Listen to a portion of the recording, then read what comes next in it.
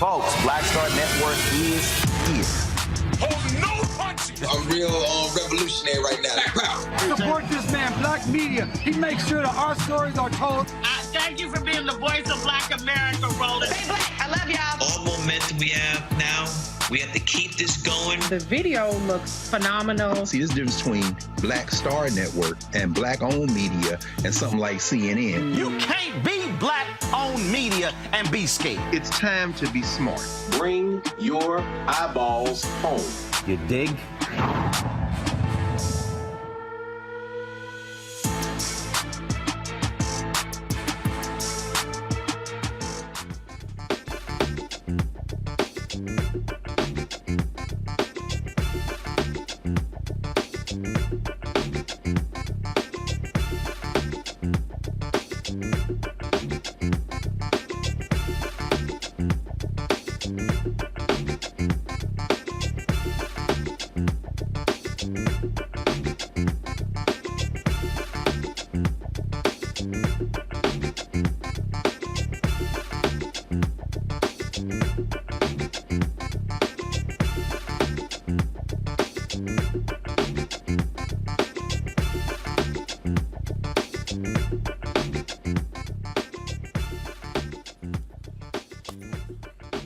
Today is Thursday, September 14, 2023. Coming up on Roland Martin Unfiltered, streaming live on the Black Star Network, live from the House of Hope in Chicago, where we are getting ready for the McDonald's Inspiration Gospel Tour, kicking off tomorrow night right here in Chicago. We have more details for you about that later in today's show. In Georgia, the family of a 62-year-old black man who was tased by cops finally get to see the video. They are shocked by this. We'll be joined by the family attorney as well as the family right here on Roland Martin Unfiltered to talk about this disturbing case. Also, Vice President Kamala Harris kicks off her 7-campus tour, the Fight for Our Freedoms tour. Her first stop is at Hampton University, and we'll show you what took place today in Hampton, where she got a raucous response from the students there. The child poverty rate has gone up. You can blame Republicans and Democratic Senator Joe Manchin for that after they'd gone down to a historic low. We have a conversation about that as well. Also, why did the black head football coach at Colorado State take a shot at Deion Sanders, talking about wearing a hat and shades when talking to grown people? Oh, wait until we show you what he said, and then wait until we show you how Deion responded. Oh, y'all know it's going to be a blowout when they play on Saturday. Folks, it is time to bring the funk on Roland Martin Unfiltered on the Black Star Network. Let's go. He's got it. Whatever the biz, he's on it. Whatever it is, he's got the scoop, the fact, the fine. And when it breaks, he's right on time and it's rolling. Best believe he's knowing. Putting it down from sports to news to politics. With entertainment just for kicks, he's rolling. It's on go, roll, roll, y'all.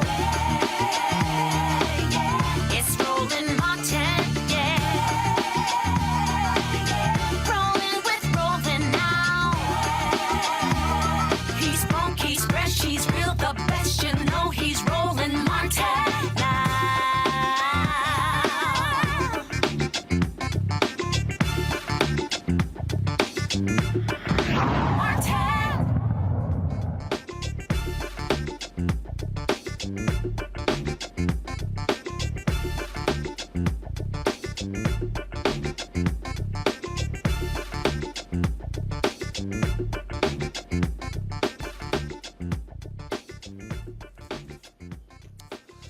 Folks, today in Atlanta, the family of a 62-year-old black man who was tased and died as a result, they got to see that video, and they are not happy at all, and they say the officer involved must be arrested.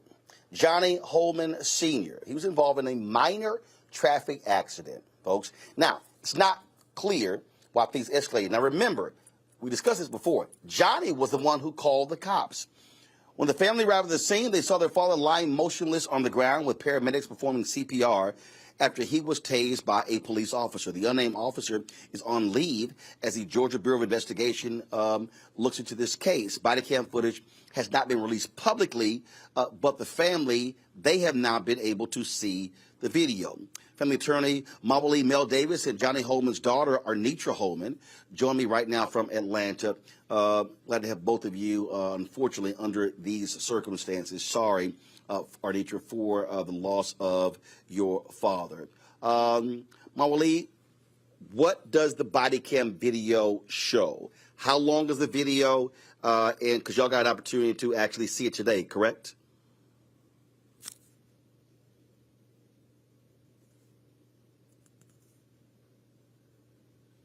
You're mute. Not sure why you're mute. Make sure you're not. Make sure your button is not. Yeah. We saw a 5-minute segment. Now we got you. Go ahead. I appreciate it, Roland. We saw a 5-minute segment of it. That was it. But that 5 minutes was very telling. What we were confused about was what would be the basis to use force to tase someone after he waited for over an hour in a traffic accident. And what we found was that this officer was demanding that Mr. Hollman sign a ticket. And so Deacon Hollman was saying he wasn't responsible. He asked this young officer, 23 years old, if he could bring a sergeant out. The officer was so irate by this request. He says, you're going to sign this ticket. I don't care if you call your priest or your wife, but you're going to sign this ticket. And so as Mr. Hollman is saying, I'll sign the ticket, the officer grabs his arm, does a leg sweep, and takes him to the ground. And then he begins to push his face into the asphalt, and then he begins to tase him. So what we are very clear about, that this violence, this police violence used against Deacon Hollman was absolutely without any basis, none whatsoever. He was not fighting him. He did not have a weapon. There was no reason for this to happen. And in that video, the deacon literally says, I can't breathe, nearly between 13 and 16 times. He was calling out for help. It was deeply disturbing, and it was hard for the family to view. Okay. First of all, I know in some states you are required to sign tickets. In some other states, you don't have to. What does Georgia law say? Are you required to sign a ticket? You are, but there are two prongs to the signing of the ticket.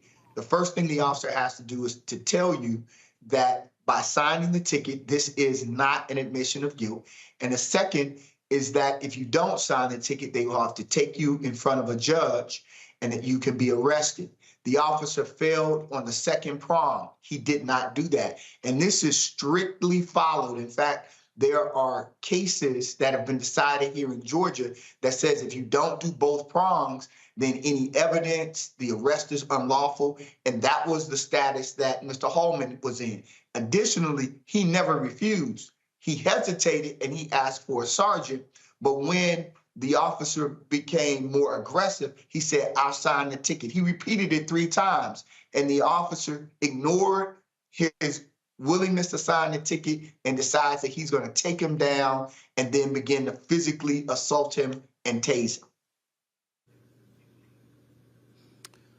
Arditra, obviously, it had to be difficult to see this video because when y'all arrived, your father was motionless. I mean, so these literally are the last images of him being alive.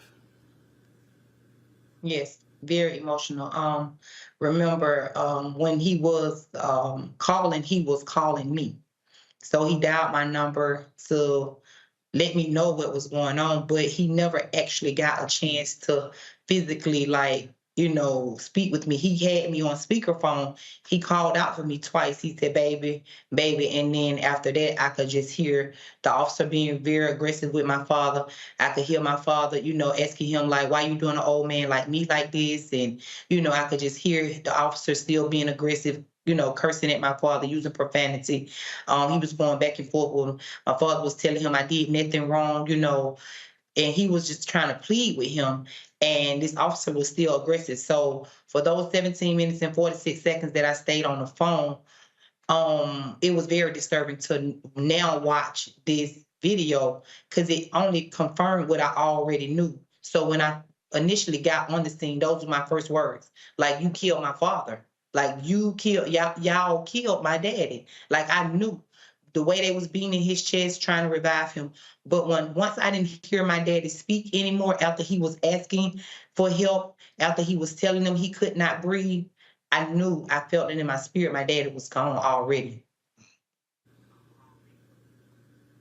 Well, Wooly, the thing that, again, it's a ticket. Right. So exactly. all the cop has to do is, as you said, read that stuff off. Here you go. And you say the video shows him saying, okay, I'll go ahead and sign the ticket. 3 times he says it. And Roland, here's what is so sinister about the way the city has moved on this. While we are in there watching the video, they release a statement that says they now have a new policy, which an officer will not arrest anyone for refusing to sign a ticket. Instead, they will just write refuse to sign ticket on the ticket and then allow them to go about their way. And they don't tell us that they're going to release this new policy. They just do it while we're inside, anticipating that when we come out, and the family literally, Arnitra fell to the floor when she saw that they killed her father over his hesitancy to sign a ticket. It just was, this is one of the worst that we have seen. And our firm has been handling cases in Georgia for 15 years. We haven't seen anything like this before because it's so illogical. He didn't have a weapon, nothing. It's just, he was asking questions, and the officer, and the way he talked to him, it was just so outside of what you would expect from a young Black man to speak to an elder. He told him, lower your voice. Why are you yelling? I mean, just talk. So you're saying the officer involved here was a young African American? Yes, Officer Kimbrough, young African American who, again, I shared with some organizers earlier. This was totally outside the context of our culture as a people for a 23-year-old to talk to a 62-year-old in that way. The only place that you can do that is within police culture, right? And so this is the alien culture that Black, white, Latino officers adopt, a culture that says whatever or however you were raised, you can let that go. You don't have to respect anyone because you got a badge and a gun. And that is what's so troubling about the way this whole thing was handled. And so the family has been asking for this entire video to be released to the public. The world should see what happened to Deacon Hollman. They should see it. Beyond sad. Mawuli, Arditra, we certainly appreciate both of you joining us. Last question. Have the police indicated when they plan to release this body cam footage publicly? No. That's why we need your viewers, the listeners, to make the demand. This is about transparency and accountability. We are living in a world now where there's no reason to hold this kind of information.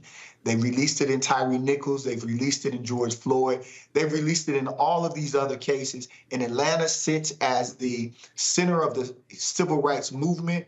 We have to do better. We have to lead in a way through our actions and not just our words. Indeed. All right. We surely appreciate you, both of us, being with us. Thank you so very much. Thank you. We appreciate you, Roland. Folks, we're going to talk about this on the flip side with our panel. When we come back from this break, if you're watching on YouTube, be sure to hit the like button. Also, we want those of you to support us in what we do by joining our Bring the Funk fan club. Your dollars are critically important for us to be able to do what we do. Send your check and money order to P.O. Box 57196, Washington, D.C., 20037-0196. Cash App is $RM Unfiltered. PayPal are Martin Unfiltered. Venmo is RM Unfiltered. Zelle, Roland at RolandSMartin.com, Roland at RolandMartinUnfiltered.com. Be sure to download the Black Star Network app, Apple phone, Android phone, Apple TV, Android TV, Roku, Amazon Fire TV, Xbox One, Samsung Smart TV. Don't forget you can watch us 24 hours, 7-day-a-week streaming channel on Amazon News. All you do is go to Amazon Fire, click Amazon News, and then you can also tell Alexa, if you have it, Alexa, play news from the Black Star Network. And we're also available on Plex TV. And so you pull up Plex TV, go to, again, search for Black Star Network, or you go to Live TV, click News and Opinion. You'll find us there as well. Finally, don't forget to get a copy of my book, White Fear, How the Browning of America is Making White Folks Lose Their Minds, available at bookstores nationwide. Ordered on Amazon, Barnes & Noble. Get it at Target, Books A Million. Download the audio version on Audible. We'll be right back. On his first day in office, with the country in crisis, President Biden got to work for us.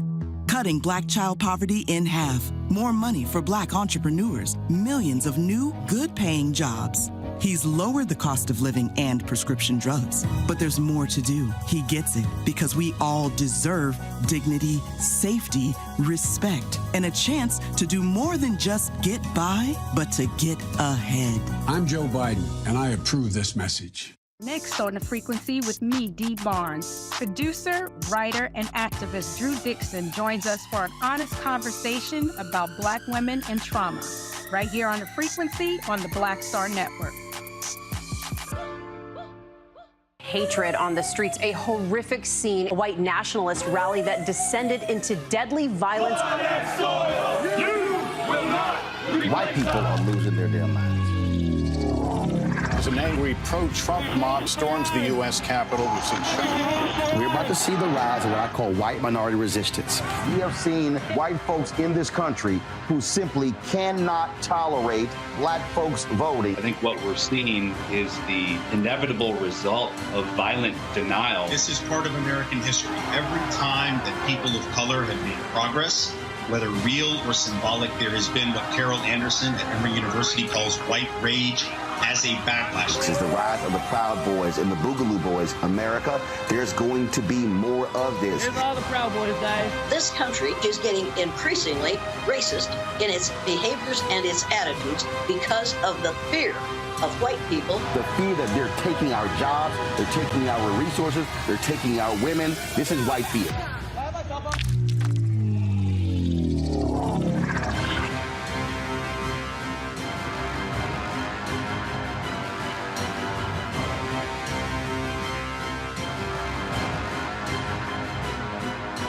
Hello, I'm Paula J. Parker. Truly proud on the Proud Family. I am Tommy Davidson. I play Oscar on Proud Family, Louder and Proud. Hi, I'm Jo Marie Payton, voice of Sugar Mama on Disney's Louder and Prouder, Disney Plus. And I'm with Roland Martin on Unfiltered.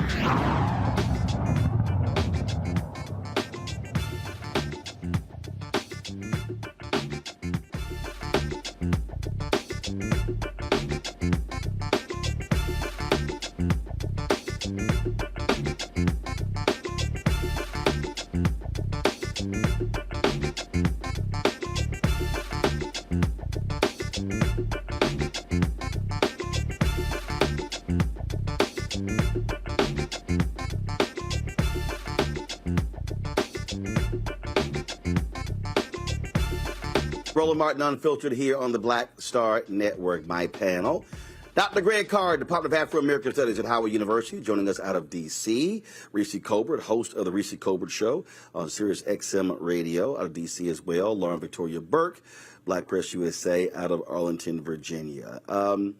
Again and again and again and again and again and again, Reese, black man ends up dead due to a traffic stop, a basic traffic stop.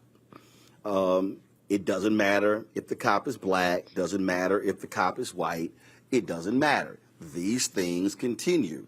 And this is a case where Hollman gets in a car accident. He calls the cops.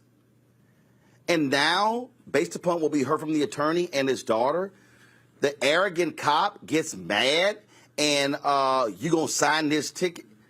You talking to an old black man, bruh. I don't care if you're talking to a young black man. If somebody's ranting and screaming, this all the cop has to say. Are you done? Right. When you're done, simply sign this ticket and you can go on about your day and you get in the car. But no, what these cops do is they do not de-escalate.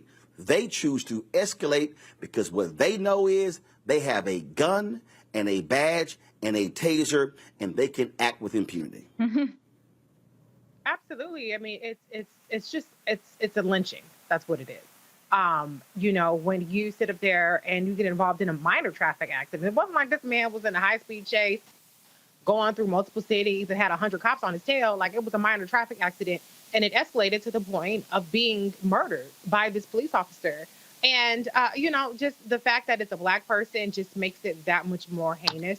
I know some people seem to think that we only care when a white person kills a black person or a white cop kills a black person. But if you're a black cop out there killing people, your ass need to go to jail too. Ain't nobody having no sympathy for you or no kind of, you know, leeway for you. But it's really just disgusting. And I know that the city of Atlanta changed their practices so that the officer just has to refuse to sign afterwards. But why do you have to anticipate every single possible way that these cops can turn a simple interaction into a murderous situation by policy? Because these people are out here acting with impunity and they're bored and they feel like, I don't have shit to do, better to do right now. I'm not solving crime. I'm not solving carjackings. I'm not solving anything that's actually going wrong in society. I'm just gonna mess with this, you know, this deacon of a church. And so I'm appalled by what happened. I was trying to see what kind of disciplinary action was taken against him. But I do agree with your guest who said that Atlanta really is at the forefront of the civil rights movement when you're talking about criminal justice because of what's happening with people being, you know, dying in prisons, getting killed in prisons, and with the police down there. Something absolutely needs to be done about the Atlanta PD. You know, Lauren, I guess what angers me, what drives me crazy is that we've done so many of these stories. I mean, so many of these stories. And it's sort of, it's when I think about this, I think about when I see a story of a young brother, dudes bump into each other and words escalate, somebody gets shot and killed. And you sit here and you go, innocent life taken, and it makes no sense. In fact, you know, I'm here in Chicago, and I remember there was a major basketball player here in Chicago. His name is Ben Wilson. And the thing that's crazy, I saw a 30 for 30 documentary, and different stories that are told. This kid literally was LeBron James before LeBron James. We should be talking about him as a Hall of Famer right now. Altercation takes place. Some say words were exchanged. Others say it was demand for his wallet. Bottom line, brother shot and killed. When I see these stories, so-and-so stepped on my shoe. ends up somebody being viciously beaten, somebody being murdered. You go, really for stepping on your shoe? Yet we see these stories. And I remember when the 20th anniversary of the Million Man March, and they were lining up, the Fruit of Islam was lining up for Minister Farrakhan to come in. And I had a member of the Fruit of Islam who got my face, told us we need to cross this wall, and got like literally up my face and said, if you don't do what I say, I'm going to break you in half. Mm-hmm. This is literally how I responded. Now, I could have started yelling, cussing. I could have.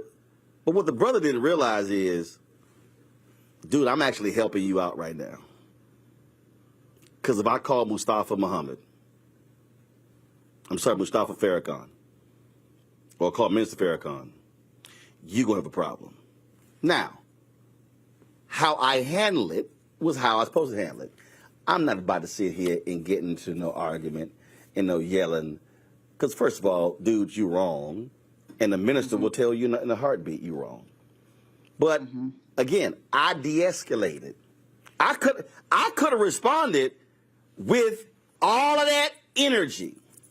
Right. I ain't wasting my time. And this is what I'm trying to also, when I tell young brothers, don't respond to nonsense with heightened energy, because then all you're going to do is tick somebody else, and now this thing goes. That's the problem I have with so many of these cops.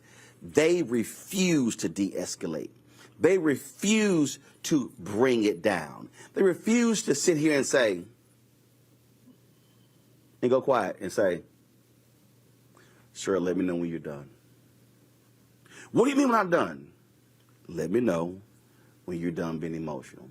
Then I'm going to calmly explain to you what you have to do for this ticket. Then you can go on about your day. That's all the cop has to do.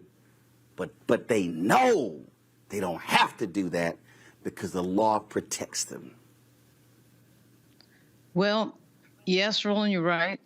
In this situation, though, I think one of the key facts here is a 23-year-old cop. And I'm telling you right now, as somebody who's been stopped, I do a lot of driving. I really enjoy driving. And even though I grew up in New York, the other half of my family's in Virginia, so I've had to spend a lot of my life going up and down 95. I've been stopped in Nebraska. I've been stopped in Virginia several times. I've been stopped in Washington, D.C. The last time I got stopped, actually, was in Arlington, Virginia.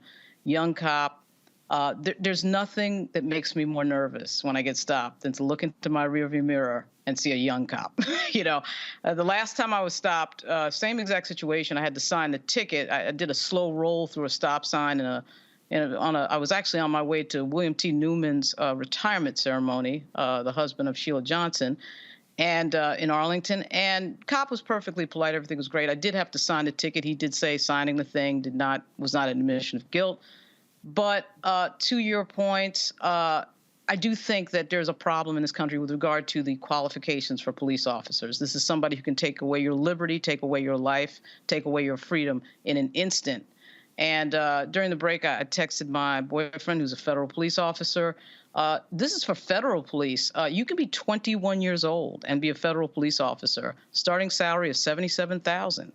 That scares me. I thought it was a little higher than that. I have seen jurisdictions where the requirement for police was 2 years of college required or 2 years of military required. There probably should be an age requirement because people who are young, who have very limited life experience, do not do what you just said, Roland, which is think about what you're doing, think about the scope of the inaneness and sort of the routineness of writing a ticket. Most of these cops do have to go through some field training, FTO training, which is basically you're paired with a senior cop for a period of time. But this is stupidity. A 23-year-old cop, that right there is the answer to this happening. And we cannot get into this cycle, in my view, when we see tapes like the Eric Garner situation or George Floyd or know stories like Breonna Taylor. We cannot get used to this, this idea that people should just be dying on routine traffic stops. He called the police for an accident, which is a non-confrontational problem. And somebody ends up dead because a 23-year-old cop decides to escalate instead of de-escalating. So the age of the cop, I think, is a huge factor here. But also, to Reese's point, we've got enough law enforcement in this country. You know, when people are getting stopped for these trivial matters and these jurisdictions are making money off of it, after what we saw with Jennings, with the Ferguson thing, with Michael Brown being shot for absolutely no reason, there's something going on with, I think, having a few too many cops around, because this is the type of trivial type of thing that should have never led to any of this. So there it is. You know, I was, Greg, I was talking to comedian Gary Owen, and he was an MP when he was in the military. And when I had my TV One show, and I think we were discussing, I think we probably had one of these stories where somebody had been shot and killed by cops. And Gary was on for something else, but he wanted to comment. And I remember him saying, he's like, I was an MP. He said, and I can tell you, he said, I dealt with drunk colonels, generals, privates. And he said, I probably de-escalated far more situations when I could have easily escalated. And that's what we're talking about here. If we roll through all of these previous examples of story after story, somebody being pulled over for a light, a license plate, a tag hanging from, in nearly all of those cases, it's a cop just, you know, all the bravado, as opposed to bringing it down and calming people. I remember the Sandra Bland case. That cop knew at the moment, he knew how to agitate her. And remember when she was just, he goes, are you finished? And then ordered her to put out her cigarette. And he knew she was agitated. And he knew she was going to say no. And it was no basis for him to say, put the cigarette out. But he knew at the moment he gave a lawful command for her to get out of the car, she had to comply, even if she knew it was wrong. And that's why she got arrested. And that's what too many of these cops do. This is the kind of crap they pull. And you should have police chiefs who say, that's not the kind of person I want on my police force. You're gone. Absolutely, Roland. Well, and therein lies part of the problem. And of course, his authorization there in Texas was his shriveled manhood. These are human beings who are unfit for any office or any job that would have them with some form of unequal power relationship with other human beings. But that's why they apply for the job, these types, after all. You know, tomorrow will mark the 60th anniversary of the murder of Addie Mae Collins and Cynthia Wesley and Denise McNair and Carol Robeson in 16th Street Baptist Church. And today in class, I showed the students the story of the two young boys that were killed that day in Birmingham. Virgil Ware, who was shot by some punk white supremacists who were actually out celebrating the deaths at 16th Street Baptist Church. They were out celebrating, and they shot this little boy while he and his brother were delivering the Sunday newspaper, and he died in his brother's arms. But the one I want to focus on momentarily is 16-year-old Johnny Robinson, who was shot in the back by a punk-ass cop in Birmingham. Nobody ever went to jail for the murders of Ware and Robinson. But I bring that up because that was 1963 in Birmingham with a full-blooded racist police force. Atlanta, like Memphis, in contrast, is now run by black people. And Atlanta is probably the biggest and best case study in the United States of America on the triumphs and the limits of the civil rights movement. Just because you are black doesn't mean that you will do justice. And as Mildly Davis, one of our best attorneys, a brother who I've known for a very long time, who's always out there freedom fighting, said today, this is a culture of impunity. Once you don that blue uniform, you're no longer black. You're part of the blue gang, the blue clan. In the case of Karan Kimbrough, the 23-year-old cop, a graduate of Alabama Agricultural and Mechanical University, by the way, so he has a college degree. In the case of Karan Kimbrough, his huskiness was born with the cop courage of his badge and his uniform. He not only needs to be punished, the Atlanta Police Department, again, black people, issuing a press release saying that this brother resisted arrest, and then very quickly, with the shriveled courage of their funky mechanism, their funky administrative mechanism, certainly in collusion with whatever lawmakers and policymakers are in the city of Atlanta at this time, decided to change the policy. And of course, I'm sure that Malley's going to have a field day with that as almost like an admission of guilt. Now you can just sign for the ticket. Well, let's tell you something, you retrobates. Let's tell you something, you people who think that you can hide behind your skin color in a city that shows you the limits of civil rights movements. Once you have donned the office of police, you have become an open enemy of our people. Again, I echo the words of Jay Dilla in F the Police. We could lose a few of them. We have enough of them. We have to understand that this is not going to end until we end it. And it's not going to be about electing black people to office. It's going to be about putting black policymakers in place who look beyond skin color to see the truth and justice. The police cannot be reformed. They must be dismantled and remade. Folks, hold tight 1 second. Got to come back. We'll talk about Alabama, how white Republicans there continue to deny black folks voters, and they are hoping and praying that one hardcore right-wing Supreme Court justice going to allow their case to go back before the Supreme Court. Elie Mystal joins us next to tell us exactly who that is and how black folks, we have not won. We've won a bunch of battles, but have not won the war when it comes to redistricting and the cheating out of power of black power. We'll discuss that next right here on Roland Martin Unfiltered on the Black Star Network.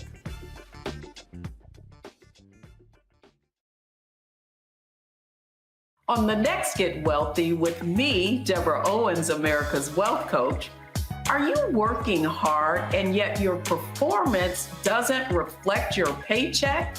On the next Get Wealthy, you're going to learn some savvy career moves so that all your efforts actually show up in your bank account. Joining us is the founder of a career network, and she's going to share the 3 R's of accelerating your financial growth. Here's a tip as well. If you are an individual contributor and you desire to be a leader, do the work where you are now. Because if you do the work where you are now, when you do reach the level, you'll be prepared to stay there. Right here on Get Wealthy, only on Black Star Network. President Biden has delivered for Black America. More funding for Black entrepreneurs. Millions of new good-paying jobs. He's lowering the cost of medications and the cost of living.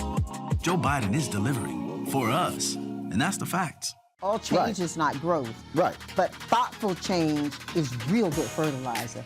And that's what has been so beneficial to us. But you also were not afraid of the pivot.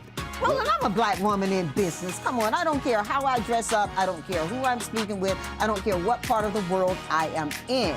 I still am a Black woman in business. Being afraid of the pivot, being fearful of change is not what got me here. Respectful of change. Respectful of pivot, yeah. Fearful? No, no.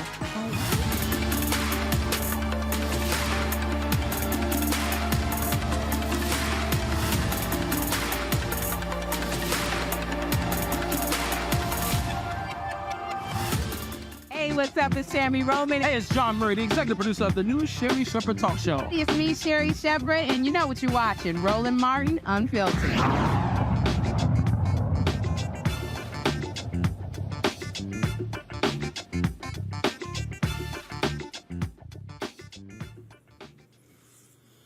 Folks, welcome back to Roland Martin Unfiltered right here on the Black Star Network. Ooh, white Republicans in red states right now are scared to death that the Supreme Court may not let them keep screwing over black voters. Alabama has been now denied several times by a 3-judge panel there in the Northern District. And now they are trying to appeal to the Supreme Court.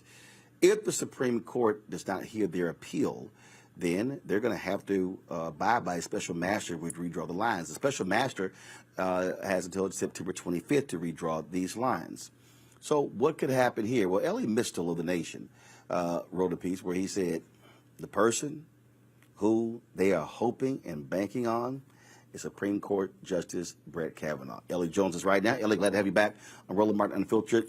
Unpack why you lay out that Brett Kavanaugh is their secret weapon. They are just hoping he's the guy who goes, yes, let them come back and re-argue this case.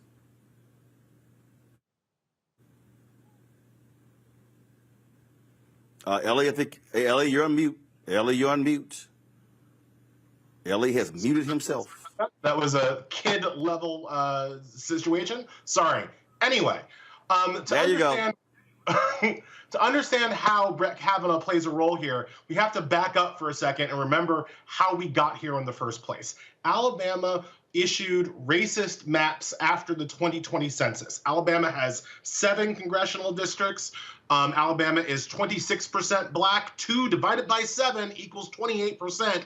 There should be 2 majority-minority districts in Alabama. Alabama produced maps that only resulted in 1.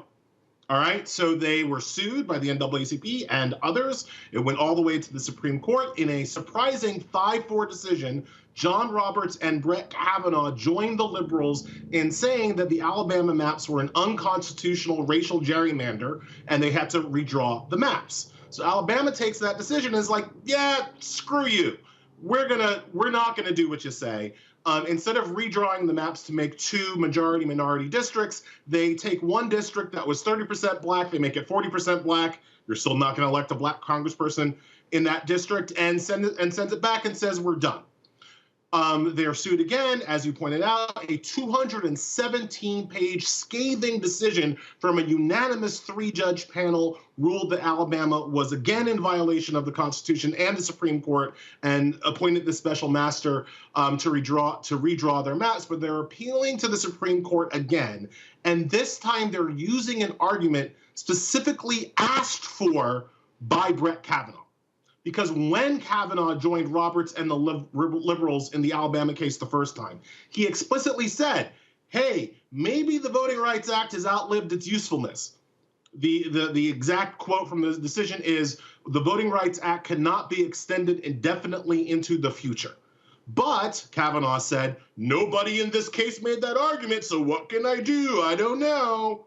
Well, obviously, Alabama took that as an invitation to come back to the Supreme Court over the Supreme Court's order and make specifically the argument that Brett Kavanaugh asked for, and that's what they're doing now. In addition to redrawing their maps so that they are still racist, Alabama is now arguing that the reason why they're allowed to be racist is that the Voting Rights Act has outlived its usefulness and should not be, quote, extended indefinitely into the future.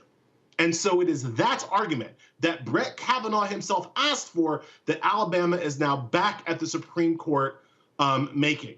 And if Kavanaugh flips his votes, like I said, initially it was 5-4.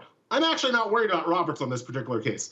Not because I trust Roberts, but John Roberts doesn't like it when states defy his orders, right? He gets a little like tight in his britches when that happens. So I'm not worried about Roberts changing his vote.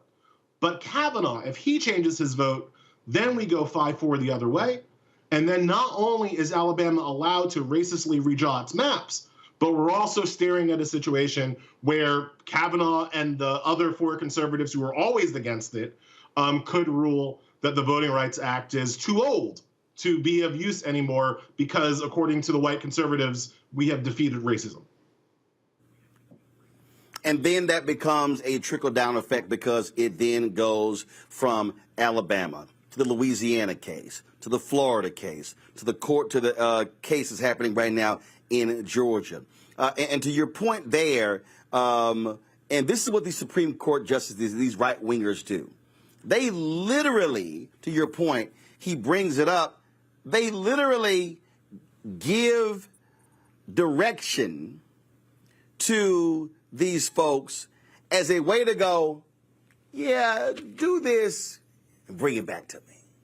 Oh yeah, this is transactional of the nth degree, right? This is a drug dealer saying like, I don't know nothing about no pandemic, but if you want some, maybe you should go to the van down in the alley, right? That's how subtle this is, which is to say, it ain't subtle at all what Kavanaugh is doing. He's shopping for cases. He's shopping for specific legal arguments. And as you say, I thought in real time in June when Kavanaugh wrote this opinion, I was like, the next thing that's going to happen is that Louisiana or Texas or Florida makes this argument to Kavanaugh to redraw its maps. I just thought that was going to happen after the next census, right? I didn't think that Alabama would come back immediately in defiance of the Supreme Court order. But this is what Brett Kavanaugh asked for, and Alabama is handing it to him on a plate. The only hope here is that Kavanaugh is kind of embarrassed by himself. And, you know, based on his history, I don't know that that man is capable of feeling shame. But if he is, this stinks to high heaven. It stinks to have a case where the plaintiffs just lost in front of your court to come back with the same case with this, you know, random argument that you made, pining for a different case in the future. So that's the hope here. But yeah, as you say, it's going to trickle down. If Kavanaugh flips his vote, it's going to trickle down throughout the old Confederacy, because the southern states have never really accepted the idea that they lost the Civil War. And for some of your listeners who, because I know I'll speak for me, as a Northeastern elitist liberal, I speak to a lot of Black people in my socioeconomic, social circle who don't always understand that most Black people still live in the states where our ancestors were enslaved. The blackest state in the country is Mississippi. Alabama is the 5th blackest state in the country based on population. We still live in the South. And the South, the reason why the South remains ruby red, as opposed to having the influence of those, you know, large percentages of Black and brown voters, is because of this kind of racial gerrymandering, right? There are 2 reasons. One, white people in the South stick together. I mean, like they're hanging on for dear life.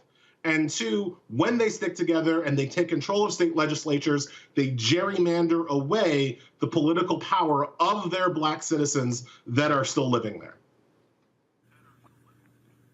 And the thing that really just, I think, jumps out at me when you see what's at play here, and that is Leonard Leo and the Republicans. And I keep trying to explain to people, these people are playing for keeps. They know and understand the power of judges. And normally you talked about Roberts, but normally no federal judge and normally no other federal judges like it when somebody defies a decision that went through the appeals court, that went all the way to the Supreme Court. Supreme Court kicks it back down, and Alabama still goes, the hell with that. We don't care. We're going to sit here and try to get a second bite at the apple. And so I would hope a Brett Kavanaugh and these other justices would go, no. Y'all not going to sit here and then just defy a federal court. But they don't care about that, Elie. They care about power. And they understand power. They understand playing for keeps. And that is what people need to understand, what the right is all about. The Supreme Court, the courts in general, and the Supreme Court especially, is a political institution that makes decisions based on their preferred political outcomes. So when you hear people say, some people like the President of the United States say that they don't want to politicize the Supreme Court, news alert, that done already happened, all right? That horse has left the barn and is galloping away, okay? The Supreme Court is... First of all, let's be real clear. The person who's elected the president, he's going to pick someone from an ideological standpoint that's likely where he stands. It's rare a Stephen Breyer flips, I think it was Breyer, who was appointed by Republican and then basically became essentially, David Souter, appointed by Republican and became a liberal. So that's rare, it happens. And then the Senate is going to confirm somebody who likely that is along ideological lines. So yeah, I hate that crap when they go, no, we're the Supreme Court. We judge things evenly. Stop it. You're not. Right now, we have a hard right Supreme Court. And let's be clear. If anything happened to Alito and Clarence Thomas and Biden got to pick, the court's going to flip 5-4 to liberals. I mean, absolutely, right? What the Supreme Court is out here picking political outcomes, right? And so the question really becomes, when you're looking at this particular case, is which political outcome does Brett Kavanaugh want? Because as much as he wants Republicans to win elections, when you're Republican and you already control the Supreme Court, you've got a vested interest in making sure that the Supreme Court is viewed as legitimate and their orders are enforced, because that's going to help your political side more than if people understand the Supreme Court should be ignored. Because I promise you, if Alabama gets away with ignoring the Supreme Court here, what happens next is that blue states start ignoring Supreme Court orders when it comes to guns, when it comes to abortion rights, and when it comes to voting rights, right? So if you're a conservative and you already are winning and you already control the Supreme Court, what's actually the smart play? Do you go with Alabama now because you're going to get an extra red state congressman in the 2024 election, which, look, it might matter. I mean, this is a very close Congress. 7 seats separate the majority from the minority. 1 seat is a big deal. But are you going to risk it all for the 1 seat? Or are you going to maintain the imprimatur of power that the Supreme Court has so that you can enforce all of the other conservative rulings that your court is likely to do? The smart play would be to deny Alabama's appeal, but we're talking about Brett Kavanaugh, who's not a smart man. And so that is why that is why I have concerns. That's why this all really comes down to where his vote's going to be in terms of hearing this appeal at all or its final decision. And of course, we know doggone well that we have 2 Supreme Court justices who are very much bought and paid for, especially one, Uncle Clarence, because all you got to do is throw him, a couple of bottles of beer and a free trip on a plane, and you got his vote. Oh, you know how that goes. Elie Mystal, corruption is embarrassing. And again, if the Supreme Court was smart, they would be looking to stamp this out, because this corruption decreases the legitimacy of their own conservative victories. So it's amazing to me that Roberts hasn't done anything to try to stop the graft in his own courthouse. And they are grifters. Elie Mystal, I appreciate it, man. Thanks a lot. Thanks a lot for having me. Folks, going to a break. We'll continue this conversation when we come back right here on Roland Martin on the Black Star Network. Roland Martin Unfiltered on the Black Star Network. Folks, we are broadcasting live from the House of Hope in Chicago. Tomorrow, right here, McDonald's is kicking off their multiple city gospel tour. It's happening here in Chicago, the House of Hope. You see it right there, of course. You can get free tickets, folks. Free tickets. All you got to do is go to blackandpositivelygolden.com, blackandpositivelygolden.com for the Inspiration Celebration Gospel Tour, the cross-culture experience. We've been here doing various interviews with all of the entertainers involved with this, and so looking forward to sharing those with you. And so, again, if you're in Chicago, we would love to see you. I'm going to broadcast the show from here live tomorrow. We'd love to see y'all. Come on out and holler at a brother. Folks, don't forget to also, please, if you're watching on YouTube, hit the like button. And also, join our Bring the Funk fan club. Our goal is to get 20,000 of our fans, 20,000 of our fans. I would love to have 200,000 of our fans contributing $50 each every single year. Boy, that'll be a huge windfall for what we do. That's about $10 million. Man, that'll really allow us to grow. But the goal is to get 20,000 fans contributing on average $50 each. That's $4.19 a month, 13 cents a day. A lot of people can't give that. We appreciate all they give, but the people who also give more, that's what we ask on average, $50. So you consider checking money order to P.O. Box 57196, Washington, D.C., 20037-0196. Cash App is $RM Unfiltered. PayPal are Martin Unfiltered. Venmo is RM Unfiltered. Zelle is RolandSMartin.com, RolandMartinUnfiltered.com. And let me shout out Dr. C, Noah Stevens, Lawrence Scott, let's see here, Kareem Brooks, Daryl Johnson, Love Logic, Herman Fluid, Charles Slocum, Sealbon Hatchett, Narice Cox, Debbie Stevens, William McKinnon, Toledo Arilla, Tiffany Tolder, Leonard Franklin Jr., Crystal Handy, Robin Freeman, James W. Davis Jr., Reginald Borders, Ilana Carroll, Stella Burdett, T.O.W., Michael Milliner, Alicia Lindsay, Cheryl Akani, Dre, Diamond, Sup Ahai, Nurse Linda White, Sel, Richard McGregory, as well. So I want to thank all of them for contributing to our Bring the Funk fan club. Folks, I'll see you in a moment after this break. Back in a moment. Next on The Black Tape with me, Greg Carr. What do Deion Sanders, a lawnmower, and the phenomenon of invisible labor all have in common? They're all now part of, shall we say, a colorful lore at our historically black colleges and universities. Our Master Educator Roundtable convenes to explain it all as we explore the good, the bad, and the downright ugly of one of Black America's national treasures. That's next on The Black Table, right here on the Black Star Network. On a next, A Balanced Life with me, Dr. Jackie, we're going to be talking about common sense. We think that people have it, know how to use it, but it is something that people often have to learn. The truth is, most of us are not born with it, and we need to teach common sense, embrace it, and give it to those who need it most, our kids. So I always tell teachers to listen out to what conversations the students are having about what they're getting from social media, and then let's get ahead of it and have the appropriate conversations with them. On a next, A Balanced Life with me, Dr. Jackie, here at Black Star Network.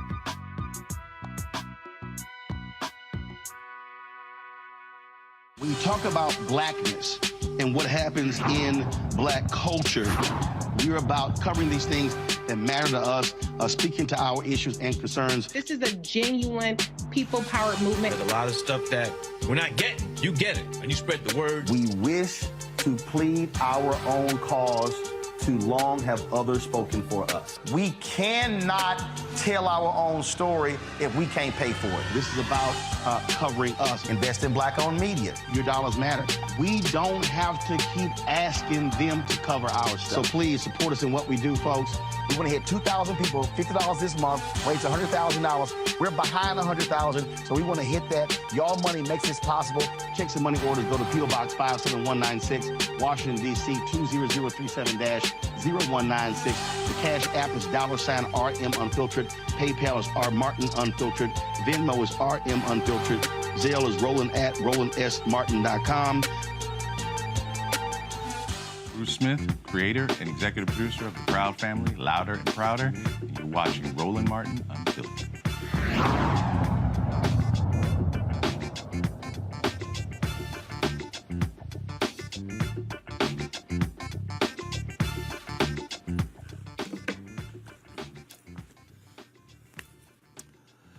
All right, folks, welcome back to Roland Martin Unfiltered. Greg, I'll start with you. When we talk about this Supreme Court and what's happening in Alabama, again, these white Republicans, they do not want to see black people empowered. The Republican Party ain't looking out for black people. I don't know if you even think about voting for these evil folks and what they have planned for us. You got to be outside of your mind, and they absolutely do not want to see the Supreme Court say, nope, we've already decided, because they know what then is going to happen with the case in Louisiana, then Florida and Georgia, where we could literally see a pickup of 5 or 7 black seats. Absolutely right. I mean, and I don't blame them for what they're doing, because they're white supremacists. They realize that demographics are against them. And they realize that this demographic ticking time bomb is about to explode. There was an article in yesterday's Financial Times detailing how the Electoral College is slowly eroding in terms of the baked-in advantage to white supremacists that the Electoral College poses. In the election of 2024, they get a little closer to the tipping point. So shaving off a few seats in Louisiana or in Alabama could make all the difference in terms of their short-term and long-term plans. But I agree with Elie on this. They're playing a very dangerous game now. You see, what Brett Kavanaugh absolutely, as Elie said, signaled to these white supremacists in Atlanta that he was open to an argument that really isn't an argument. The only thing where I would make diverge from Elie, and if he were here, I think he would probably agree on this. I think he probably would agree he may have chosen the wrong word, is that Kavanaugh made an argument. He did not make an argument. What he said was that basically this race-based solution process that the Voting Rights Act represents has to end sometimes. Now, we all remember the vague allusion to Sandra Day O'Connor in the Grutter case in affirmative action, which was used or gestured toward by saying, well, you know, maybe in the next 25 years, affirmative action can end. But that wasn't used as the rationale for overturning affirmative action. In this case, Brett Kavanaugh, if he were to say, I'm going to side with the white supremacists in Alabama because because the Voting Rights Act has outlived its usefulness, that would destroy even the pretense of any form of process and statutory interpretation. And what he would do is undermine, finally, the legitimacy of the court in a way where it could never be put back.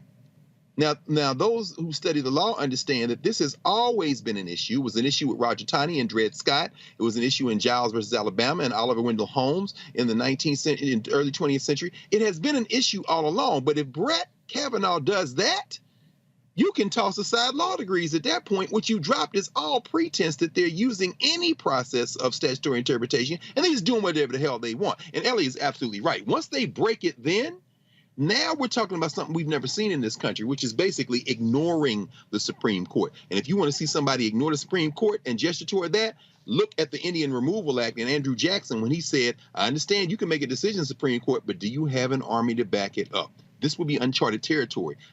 And I, for one, to say go for it. We'll see what happens after that. You know, Lauren, I just keep trying to explain to people, understand it. The Republicans, they know the game that they're playing. They know exactly what they're doing. And they're funding this. They see, I laid this thing out in my book, White Fear, how the brownie of America is making white folks lose their minds. Their whole deal is, if we can lock down the Supreme Court for the next 30 to 50 years, we can sit here and run the table. I mean, bottom line is this here. If Biden and Harris are not reelected, I'm going to tell you right now, Alito and Thomas are both going to retire. Yeah. And they're going to appoint a 42 or 45-year-old federal judge to the Supreme Court, and they're going to sit here and say, booyah. And they're going to say, we got Roberts, Gorsuch, Barrett, whoever that person is. We got those. They know what they're doing. And then they're going to sit here and say, let's hope one of these liberals retire. That's their game plan. And so folks need to understand it. And so when I tell black folks, play around if you want to. Sit this election out if you want to. But I'm telling you, when they start having more decisions that go against black folks, I'm going to sit here and say, hashtag, we tried to tell you. Yeah, when we have these discussions, the only two people I can think about is Hillary Clinton and Robbie Mook. That's it. And the fact that Debbie Dingell and G.K. Butterfield tried to tell their campaign to campaign more in Michigan and North Carolina. And losing that election in 2016, this was the result, these moments, this and the Dobbs decision. I really don't think that any sort of statutory interpretation matters to these people. The only thing that matters is control and having power and being able to control the laws as they want to see it on the conservative side, knowing that they're losing on the demographics and being in control. That's it. And frankly, until the Democratic Party sort of gets to the level where they understand the urgency of the moment and don't think that they can just run an election and act like they know what's going on in places like Michigan and North Carolina as they're running and not listen to the people on the ground, you're going to get this result. And this is the result we've gotten. It doesn't surprise me that, we're in this situation. It wouldn't surprise me that the prophecy that Elie laid out happens, because that sounds exactly like they would do. It sounds exactly like something they would do. And we've already saw that with these decisions that they just handed down. And of course, the one with regard to Dobbs. So why wouldn't they do this? They go all the way and they have no shame in their game. And it shouldn't surprise anybody at this point. Reese? The bottom line is Republicans have said that they're going to do whatever the hell they want to do regardless. They've never played by the rules. They've only used the rules as a cudgel against Democrats who are so tethered to process and to precedent and a number of things. The Republican Party is now saying that the Supreme Court is not legitimate. When you just completely disregard what the Supreme Court is saying and you try to play with fire and you give who gonna check me boo energy, that's already saying that the Supreme Court is not legitimate.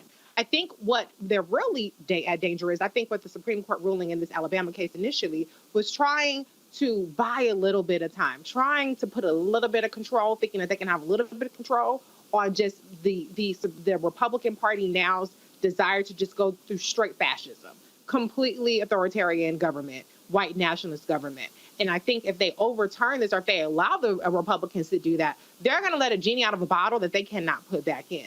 They're going to say that our rule doesn't actually rule anymore, and they're giving open license to Republicans to go even further than they've ever gone. And that's really what's at stake at 2024. They're already pushing their limits all throughout the country. Not even, we talk about book bans, we talk about CRT, but they're actually usurping elected officials that are Democratic. Ron DeSantis down there has now removed 2 states' attorney. We've talked about on this show, Roland, many times, where what Abbott is doing in terms of the school boards and the school systems in Democratic-led states, or cities rather, they are going to open up a can of worms to where it's complete chaos and lawlessness. I don't know Black people are as prepared for this as they seem to be, but we've been sitting up here debating about who's dancing in wood or who's at what place or whatever little bullshit of the day, what Krishan and Blueface are talking about with their little custody situation. I don't know if we're as equipped to really deal with the Republicans completely unleashed. And that's what scares me more than anything about 2024. And they will be exactly that. All right, folks, we're going to a break. We come back. We're going to talk about the child poverty rate going up. Hello, Republicans and Senator Joe Manchin. This is all on you. That's next. And we'll talk about the black coach at Colorado State. Wait till I play for y'all what he said about Deion Sanders. And Deion did not waste time responding. But all of that in the second hour of Roland Martin Unfiltered right here on the Black Star Network. On his first day in office, with the country in crisis, President Biden got to work for us. Cutting black child poverty in half, more money for black entrepreneurs, millions of new, good-paying jobs. He's lowered the cost of living and prescription drugs. But there's more to do. He gets it because we all deserve dignity, safety, respect, and a chance to do more than just get by, but to get ahead. I'm Joe Biden, and I approve this message. I'm Faraji Muhammad, live from LA.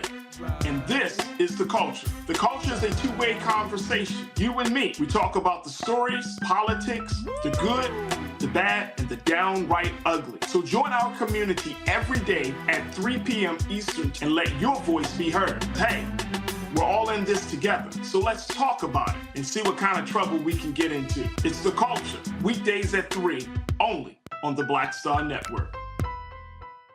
Next on The Frequency with me, Dee Barnes. Producer, writer, and activist Drew Dixon joins us for an honest conversation about Black women and trauma, right here on The Frequency on the Black Star Network.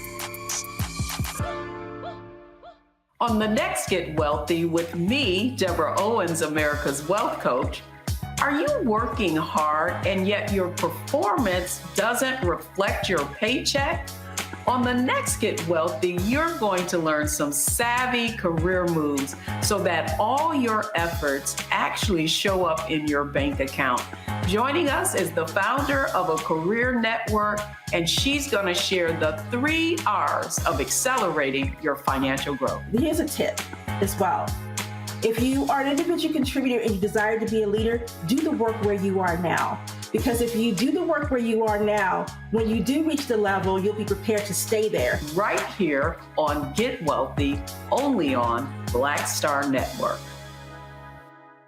Farquhar, executive producer of Proud Family. You're watching Roland Martin Unfiltered.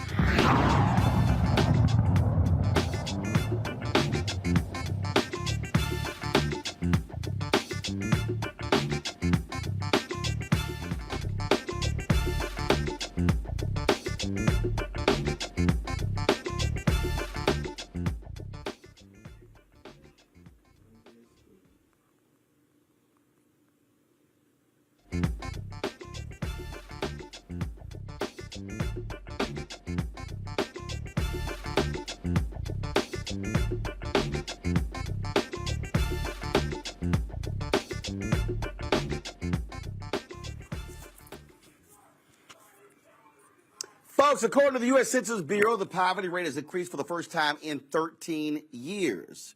The supplemental poverty measure, which looks at government programs and tax credits designed to help low-income families, found in 2022, the poverty rate was 12.4%, up 4.6% from 2021. The poverty rate among children doubled from 5.2% in 2021 to 12.4% last year.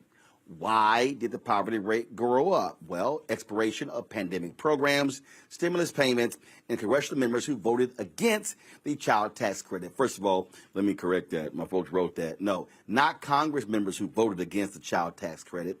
Republicans and Senator Joe Manchin, who did not support the extension of the child tax credit. Joining me now from D.C. is Lily Roberts, Managing Director of Inclusive Growth for the Center for American Progress. Lily, this is real simple.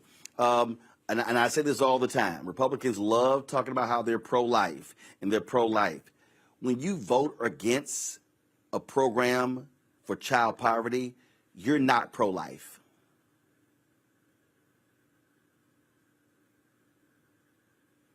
Lily, I think you're on mute. Lily, I think you're on mute. How about this? This is supposed to be a thing today. Every guest we've had today has been muted first. All right, Lily, there we go, Lily. We got you. Oh, we got you. Go ahead. Sorry about that. You know, and it's such a tough situation to see the poverty rate increasing, particularly among children, because it wasn't necessary. It's not like we had an economic crisis in 2022 that threw off the whole economy the way that we've seen in past years or past decades. The increase to child poverty this time is a policy choice that we made.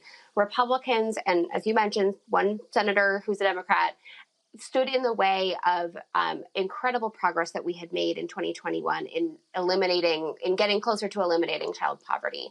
It's a policy choice that's being made by the Republican Party. They're not pro-family. If they were pro-family, they would be supporting poor children. And so, remind people again why they were so adamant against the child tax credit. Well, there are a couple cynical reasons. Kids don't vote, so, you know, if you're not catering to kids. But I think that there's also a real misconception about why people are in poverty in this country. We heard a lot of fear-mongering and racism and misogyny and all kinds of awful rhetoric around when this discussion was happening last year. People were saying things like, oh, families spend their child tax credit on drugs. That was absolutely not the case. There was so much research showing that families spend their child tax credit to support their children.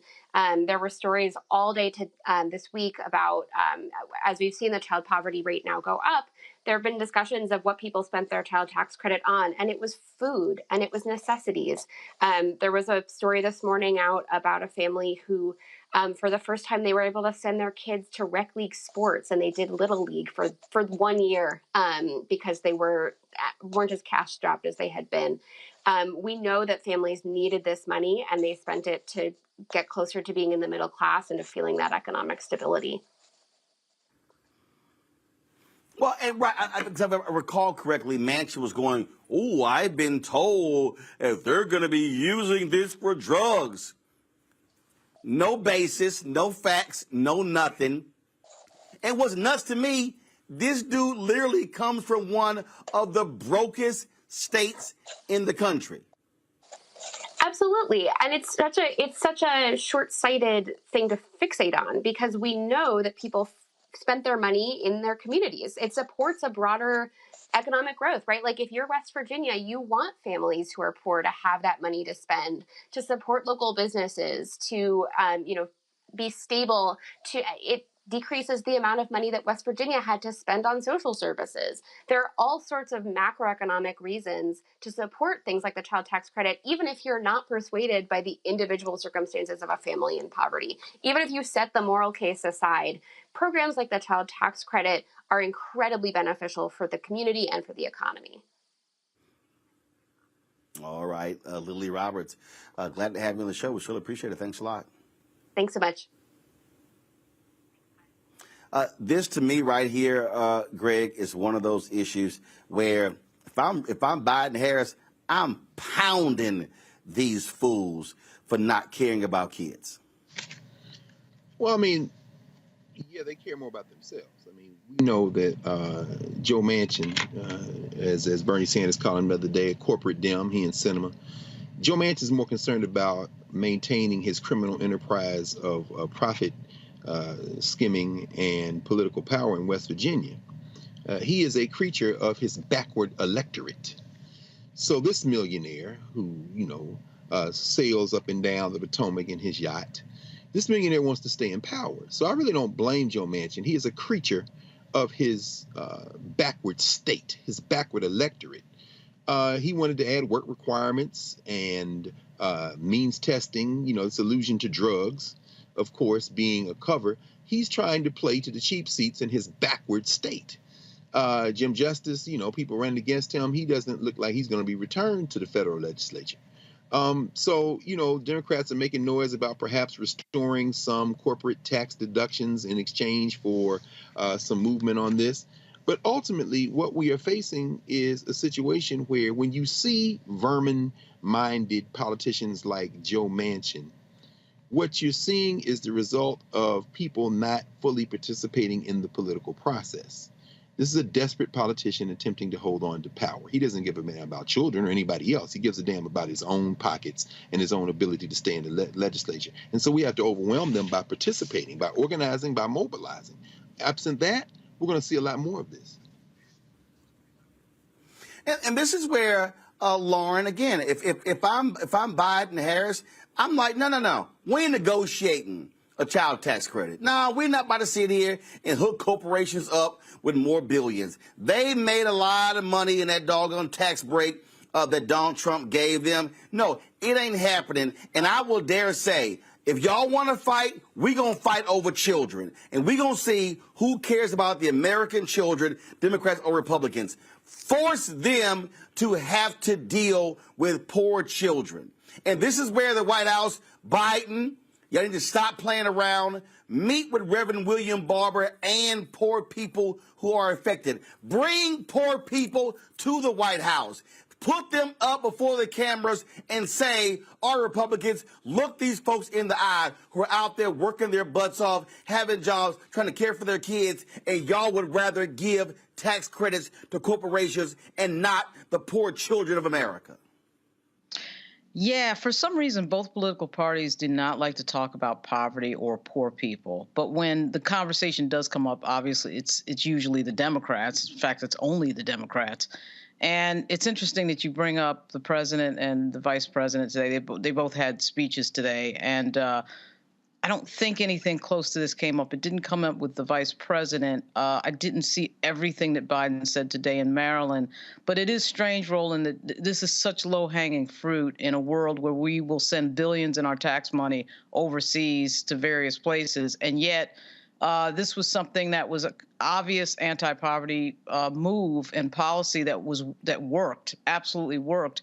When you're giving folks either $2,000 or I think the iteration last year was $3,600 per eligible child in tax credits. I mean, it actually worked. You saw the typical corporate class Republican politicians complaining about it.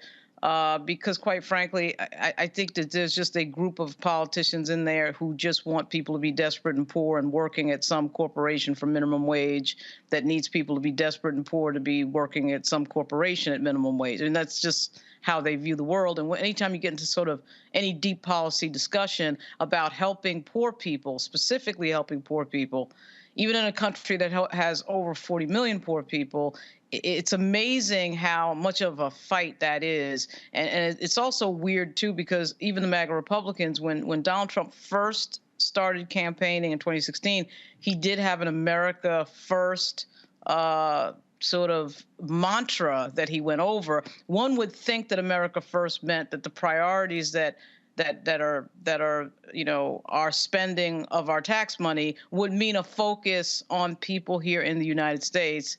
And in fact, it didn't mean that. And in fact, Donald Trump didn't execute any of the things that he talked about when he talked about, quote, America First. But it is really sad to see that, because this policy clearly worked. This idea of means testing that Manchin was talking about, is ridiculous. And every time there's some sort of program that would disproportionately help poor people, the first thing that these Republicans bring up is either the money being stolen or some embezzlement or some sort of need to prove that the money is being spent properly. We don't do that with our Defense Department. We don't do that when it's billions and billions in farm subsidies. But when it comes to poor people, all of a sudden we want means testing. Everything has to be studied. So it's an amazing thing to watch, and it's really sad that the policy was allowed to expire. Again, Reese, I think this is one where Democrats say, okay, y'all want to screw with poor kids? We're going to nail you on it left and right. And Lauren's right. Unfortunately, they don't want to talk about the poor. Every time you hear these campaigns, the middle class, the middle class, the middle class. The reality is this country survives because of the working poor. We know that. We saw it during COVID. Frontline workers, it was the folks working in grocery stores, people driving buses and subways, public transportation, the folk who we always ignore. And I'm sitting here and I'm like, I'm sorry, to me, this is a winner. And this is not, oh my goodness, you're champions of the poor. And then if I'm Biden and Harris, flip it on them. If I'm Biden and Harris, I'm saying, I'm sorry, I thought y'all loved Jesus. I thought y'all loved God. Evangelicals. Why are y'all so quiet on the child tax credit? Use it against them and force them to be on the defense. Yeah, on the one hand, the child tax credit expiring is a large part of a messaging failure, but also 60 million children received this child tax credit benefit. 2.3 million of those children were in poverty. So that's a lot of kids who were not in poverty, with which families were getting thousands of dollars of extra money in tax credits that didn't say shit when it expired. That is what's tripping me out. How do people with 61 million kids and the parents are getting money for those kids on a monthly basis or even at the end of the year, and don't nobody say a damn thing about Republicans? I remember when Vice President Kamala Harris was on with Charlemagne, and people could say whatever they want about her going on Charlemagne's show, and she was talking about this very issue about how the child tax credit lifted 50% of Black children out of poverty. And what went viral? Oh, why was she clapping back at Charlemagne? What were people saying in the comments? Well, I ain't got no kids. How is that benefiting me? Whenever I talk about the child tax credit. So I think, the reason why it's not as winning of a message is because people don't really give a damn about kids. If people don't have kids, they don't care. People who did have kids, apparently they didn't care that they lost the money from the child tax credit. And so until people who are actually voters hold Republicans accountable, and the fact that Republicans gained the House in 2022, despite the fact that they were hostile to millions of parents, is a testament to how people just are unserious about policy, about how people like to complain about both parties, but they don't hold the party that's actually increasing poverty and hurting American families accountable. And that's why I'm saying that you have to walk people through specifically how it's being done. And what I'm saying is, and I'm talking about, you use their own messaging against them. You use the evangelicals. You call them out. And you say, Franklin Graham, why are you not criticizing the right? See, look, if you're going to engage in war, you got to fight. And I'm not interested in being nice with these people. I'm saying you must go after them and go for the jugular. That's what you got to do. Got to go to break. We come back. Vice President Kamala Harris starts her 7-city HBCU tour. She started at Hampton University. We'll show you what took place today and talk about that as well. You're watching Roland Martin Unfiltered on the Black Star Network. On a next, A Balanced Life with me, Dr. Jackie, we're going to be talking about common sense. We think that people have it, know how to use it, but it is something that people often have to learn. The truth is, most of us are not born with it, and we need to teach common sense, embrace it, and give it to those who need it most, our kids. So I always tell teachers to listen out to what conversations the students are having about what they're getting from social media, and then let's get ahead of it and have the appropriate conversations with them. On a next, A Balanced Life with me, Dr. Jackie, here at Black Star Network.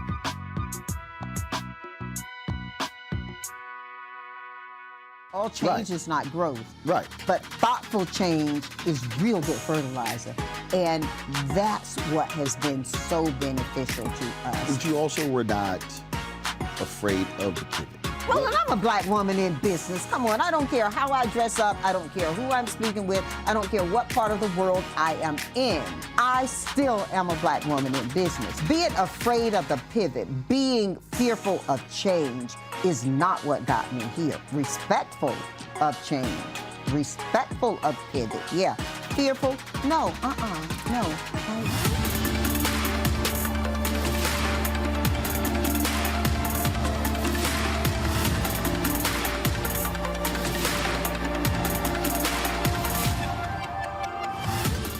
On the next Get Wealthy with me, Deborah Owens, America's Wealth Coach, are you working hard and yet your performance doesn't reflect your paycheck? On the next Get Wealthy, you're going to learn some savvy career moves so that all your efforts actually show up in your bank account. Joining us is the founder of a career network, and she's going to share the 3 R's of accelerating your financial growth. Here's a tip as well. If you are an individual contributor and you desire to be a leader, do the work where you are now. Because if you do the work where you are now, when you do reach the level, you'll be prepared to stay there. Right here on Get Wealthy, only on Black Star Network. My name is Lena Charles, and I'm from Opelousas, Louisiana. Yes, that is Zydeco capital of the world. My name is Margaret Chappelle. I'm from Dallas, Texas, representing the Urban Trivia Game. It's me, Sherry Shepard, and you know what you watch. Roland Martin on Unfiltered.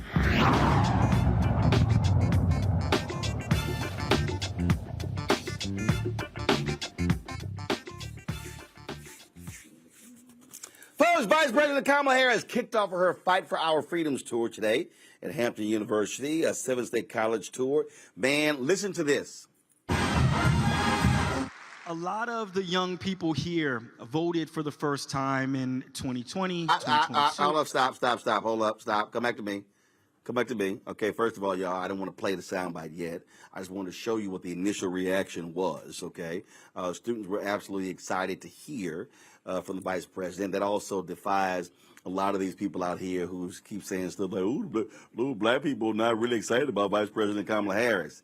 I will get to that in a second because Reese has some things to say about people with Ball Alert, The Shade Room, and Hollywood Unlocked. She talked about a number of issues with Terrence J. Here is about a 7-minute portion of that conversation. We also restreamed the whole conversation, but check this out. A lot of the young people here voted for the first time in 2020, 2022. Many of them will vote for the first time in 2024. What did they get for their vote? For those that voted, what did they get from that last election? Well, let's start with this. One of the reasons that I'm on this tour is that I want to emphasize, based on your point, that voting is like putting in your order. You vote saying, these are the things I want from my government, I want from my country, I want from my life and my future. And what concerns me sometimes is that our young leaders will be told that their vote doesn't matter. They will be told by just the forces that, oh, they're unlikely to vote. And I know that's not true. And so part of why I have embarked on this tour is to highlight our young leaders and to be able to do what I can to share a microphone and a stage to highlight the issues that they are leading on and the issues that concern them. So when people voted in 2020, first of all, remember, it was in the height of a pandemic. How many people here voted in 2020? All right. So you voted during the height of a pandemic. You voted in a historic time where there was extraordinary loss in our country, extraordinary loss of life. Black folks in America, 1 in 4 knew someone who actually passed away because of COVID. You voted at a time where people were losing their jobs, losing a sense of normalcy. And in spite of all of that, in spite of the fact that people were literally being told to isolate themselves, you all got out and voted because you believed in yourself, the power of your voice through your vote, and the fact that you could actually have an impact. And what ended up happening in 2020, Terrence, record turnout of voters across the board, but record turnout of young voters. And it is because you voted that Joe Biden is president and I'm vice president of the United States.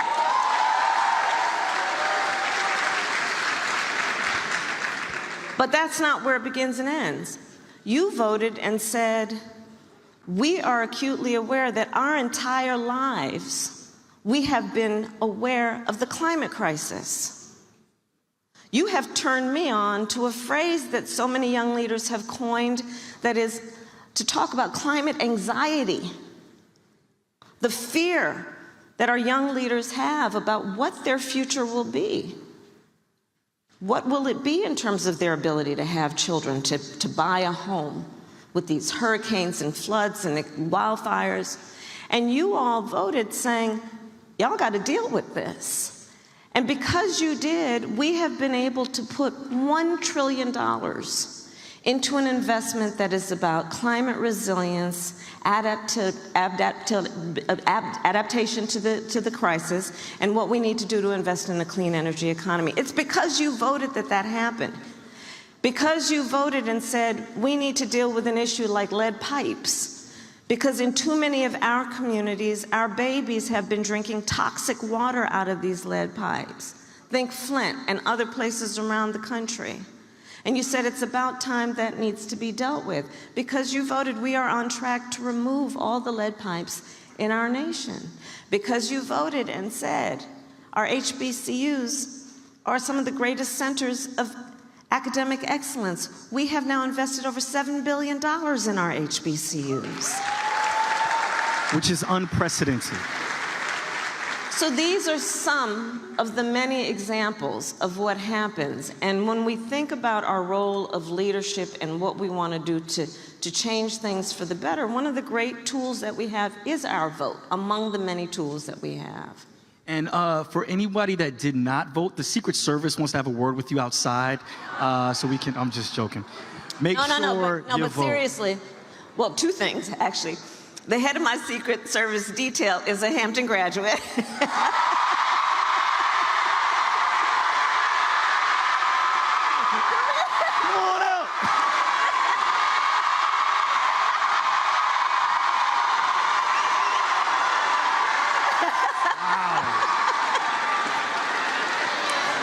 I saw him back there. So you know.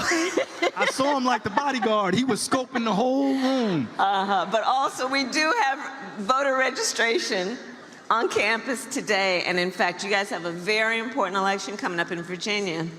And early voting starts September 22nd, which is in 8 days. And I would urge everybody who can register to vote here to do so and to make sure that you vote, because there are a lot of big issues on the stake. Absolutely. And, you know, all jokes aside, their vote is under attack. Yeah. There are a lot of communities across the country whose vote is under attack, but specifically young people. Can you talk a little bit about that?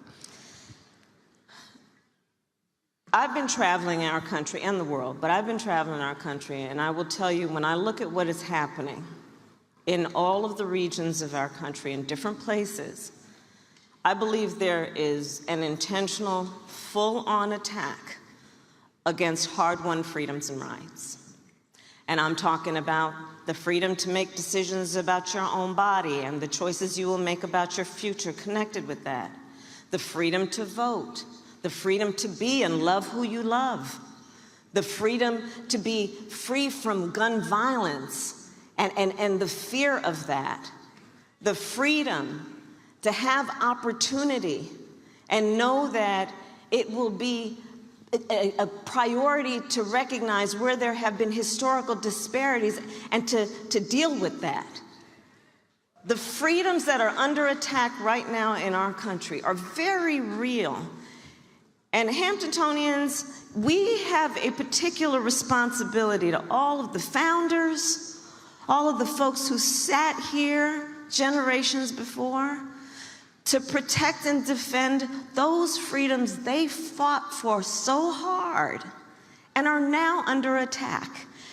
And so when I think about a moment like this, I think about it being a call to action and a moment where we recognize that we can never take anything for granted. And it will be incumbent on us to look in the mirror and ask ourselves, well, what are we going to do about it? And I know when I look at who's here, you've already made that decision. You're going to be active and you're going to lead. And that's so important. It's so important. All right, let's talk about this with our panel. No, I'm not going to you first, Reese. No, absolutely not. I'm gonna start with Lauren. Lauren, Josh Barrow has been getting a whole lot of attention. CNN had him on today with Andrew Yang, not a single black person on the panel. And he's written this piece, and he's been joined by a bunch of other white men out there talking about how either Joe Biden should not run for re-election, and if he does run, he should be replacing Kamala Harris as the vice president. And I'm like, y'all stupid. So Barrow literally writes this piece where he says that, well, because Kamala Harris doesn't come from a place with lots of black people, she has no black political base, so therefore they won't lose much by replacing her. I said, and I tweeted at him, this is why you shouldn't listen to white political so-called experts who know nothing about black people. Yeah, I mean, wild stuff. I don't know what they're doing. Isn't it interesting that they sort of made an argument about Joe Biden's age, which is really the thing that is the impotence of the Ignatius column in the Washington Post and the Von Driel column that happened today, and of course Josh Barrow. They made that Kamala Harris's problem. that the president is showing his age is somehow the vice president's problem. And, at the end of the day, Kamala Harris is the most analyzed vice president in American history. I mean, it is incredible to me, the level of analysis, the level of criticism for Kamala Harris.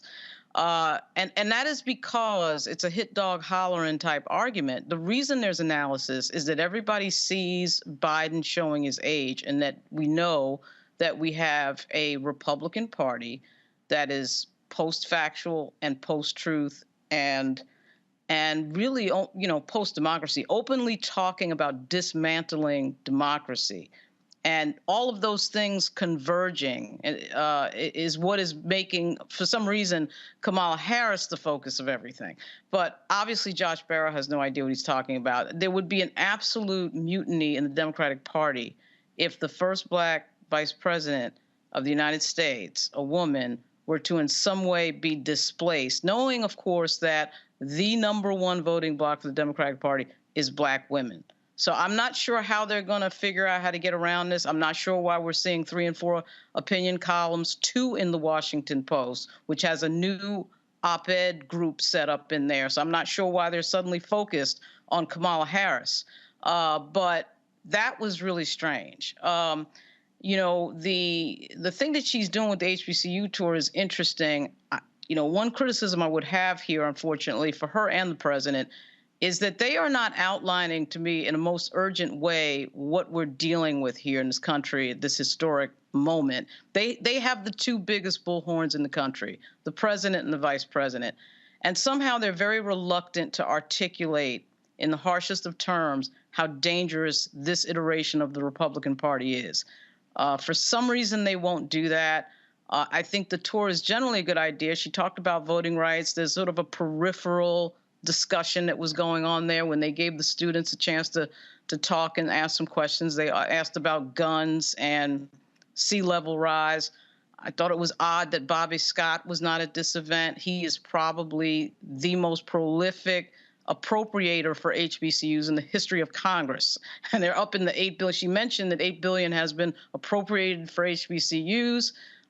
99% of that is Congressman Bobby Scott. This is his district in Hampton, and somehow they schedule this on a day that he can't attend because he's voting in Washington. That makes no sense to me. And I would say the same for Jennifer McClellan, who's a historic figure as the first black woman congressman from Virginia. Virginia has elections this year. Early voting is coming up in Virginia in 7 days. And so I think the vice president and the president need to be talking about that. And they need to be talking on a continuous basis about how dangerous Donald Trump and his friends are. And they're not really doing that. But as far as what you just said about Josh Barrow, you're absolutely right. And this is a really crazy moment where we see a bunch of columnists come out of nowhere to go after the vice president. They mention the president, and then they're going after the vice president. So that's a really strange situation. The thing here, Greg, which I just find to be utterly hilarious when I see all of these pieces and I see these things written. Did I miss something?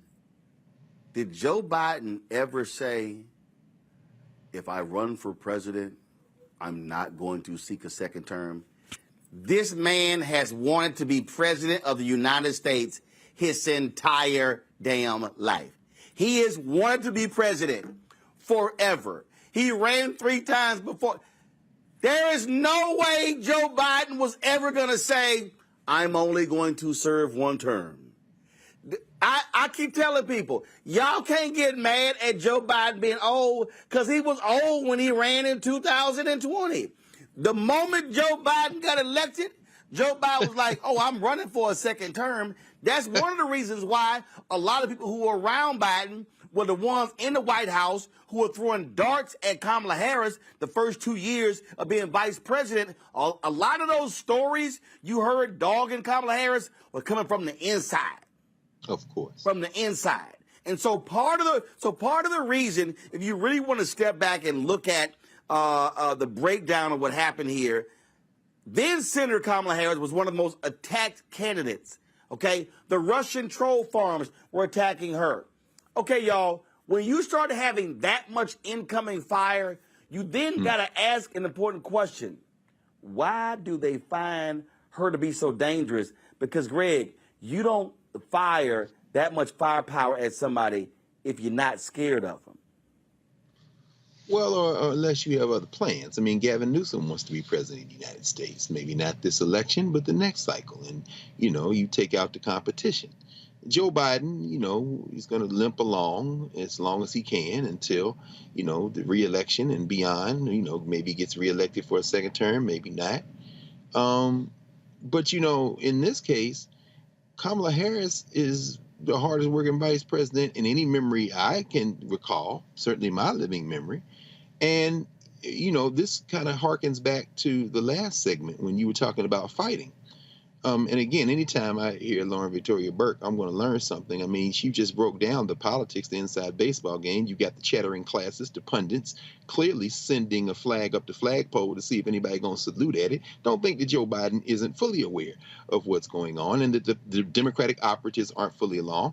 But again, as you said, if you're going to fight, you're going to have to be non-conventional, at least in the sense of that staid architecture of the Democratic Party as we have experienced it. And how many times have you talked to us, Roland, about these consultants, these folks who are on Democratic Party payroll that continue to play the non-winning message? Seems to me the Vice President of the United States is on the horns of a dilemma that she's always been on. Can you let Kamala be Kamala? In other words, can you turn her loose? The answer to that is no. The Democratic Party is a straitjacket of sorts, and I'm not saying that I would agree with the vice president on everything, but I would say this. When she is relaxed, when she is in front of the home team audiences like she was today, you get a glimpse of how she should be deployed all the time. There are 8 1/3 million more voters in the electorate since the 2022 midterms that turned 18. Since 2022, 8 1/3 million. 4.5 million of them are white, but most of them are in the Midwest, not the South. You've got 2 million Latinos, and you've got 1.2 million black youth. You've got 500,000 Asians and 800,000 Native Americans. Why is that important and germane to what we're talking about right now? She talked about it in passing. There's an election in Virginia. They're going to pump Glenn Youngkin's wet towel ass up to be a standard bearer for the white nationalist party in the coming years. If not, perhaps even in the current election cycle, although he's kept the billionaire class, the donor class at bay so far. But what we see with Kamala Harris is someone who, if they just let her go out there and organize and continue to not only spread the message like she did today, but really work outside the confines of this white working class obsessed Democratic Party might be able to pull out of the fire some local elections, some congressional seats, and a presidential election that will keep us from facing the reality that the white nastists have thrown all caution to the wind and are simply engaged in primal screen politics. We're not going to do that because the Democratic Party is still centered in whiteness. And Kamala Harris is certainly a case study in what happens when a party centered in whiteness attempts to tiptoe around the elephants in the room, and the elephants in this room in this case are white nationalism and the Republican Party. All right, I know you've been just holding your tongue, just waiting to talk, Reese. I saw one of your posts where you had a few words to say, not only to the white political pundit class, but also to the black folks who always hating on the vice president. You mentioned a couple of these black blogs. I mean, this is how crazy some of these people are. I posted a video on my Instagram of the vice president dancing at the hip hop concert. And you had some of these Simple Simons hopping on there. Oh, this is how they trying to get the black vote. And they would just trash her left and right. And I was kind of like, you idiots do know that numerous presidents and vice presidents have hosted numerous concerts with black people, white people, Yo-Yo Ma, country artists, gospel artists. I mean, we can go down the whole line. But oh my goodness, she trying to sit here and use hip hop to get the black vote. And I'm just sitting here going, some of y'all are really just some dumb people. But I think what some of these people do is they take that and then run with it. What you're seeing here with the constant attacks on Vice President Kamala Harris really deals with folk who, again, who are sitting here who want to, as I think Greg said, want to position their candidates. Mm-hmm. Absolutely. I firmly believe, I firmly believe this. I don't think Joe Biden wanted to pick Kamala Harris as his VP. Mm-hmm. I think he wanted to pick that governor in Michigan. And I remember when he told Congressman Jim Clyburn, "I'm torn between my head and my heart." Clyburn said, "Well, you need to go into a room and reconcile your head and your heart and make a decision."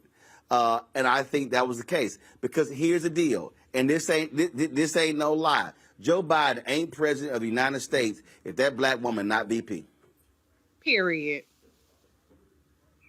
I mean, I think this whole notion that the Democratic Party is somehow strengthened by having a white person, a two white person ticket, or in the even more absurd notion that replacing Vice President Kamala Harris with a white woman would strengthen the Democratic Party is just nothing but racist delusion and fantasy. These pundits are out of touch, and they're just engaging in like racist role playing. And I think the hoods are off, but they're really very much irrelevant. I do get enjoyment out of calling them motherfuckers and all kind of stuff.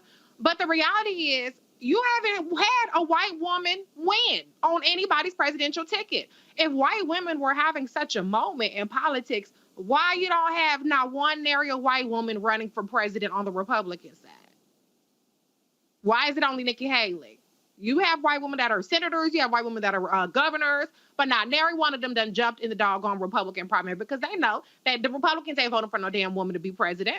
And maybe some of them are hoping that Donald Trump or whoever will pick them to be vice president, but I'm not even convinced that's going to happen. And so all this stuff is really just them getting their rocks off. They've been trying this for years, and I said for years that she's not going to be replaced, but she's not going to be replaced for a number of reasons. Number one, you actually have to have a vice president that you trust, that you have camaraderie with, and that is an asset in your administration. And it's obvious that Joe Biden does have a good camaraderie with Kamala Harris. Now, some of the people in his team that were backbiting her, a lot of those people are now gone.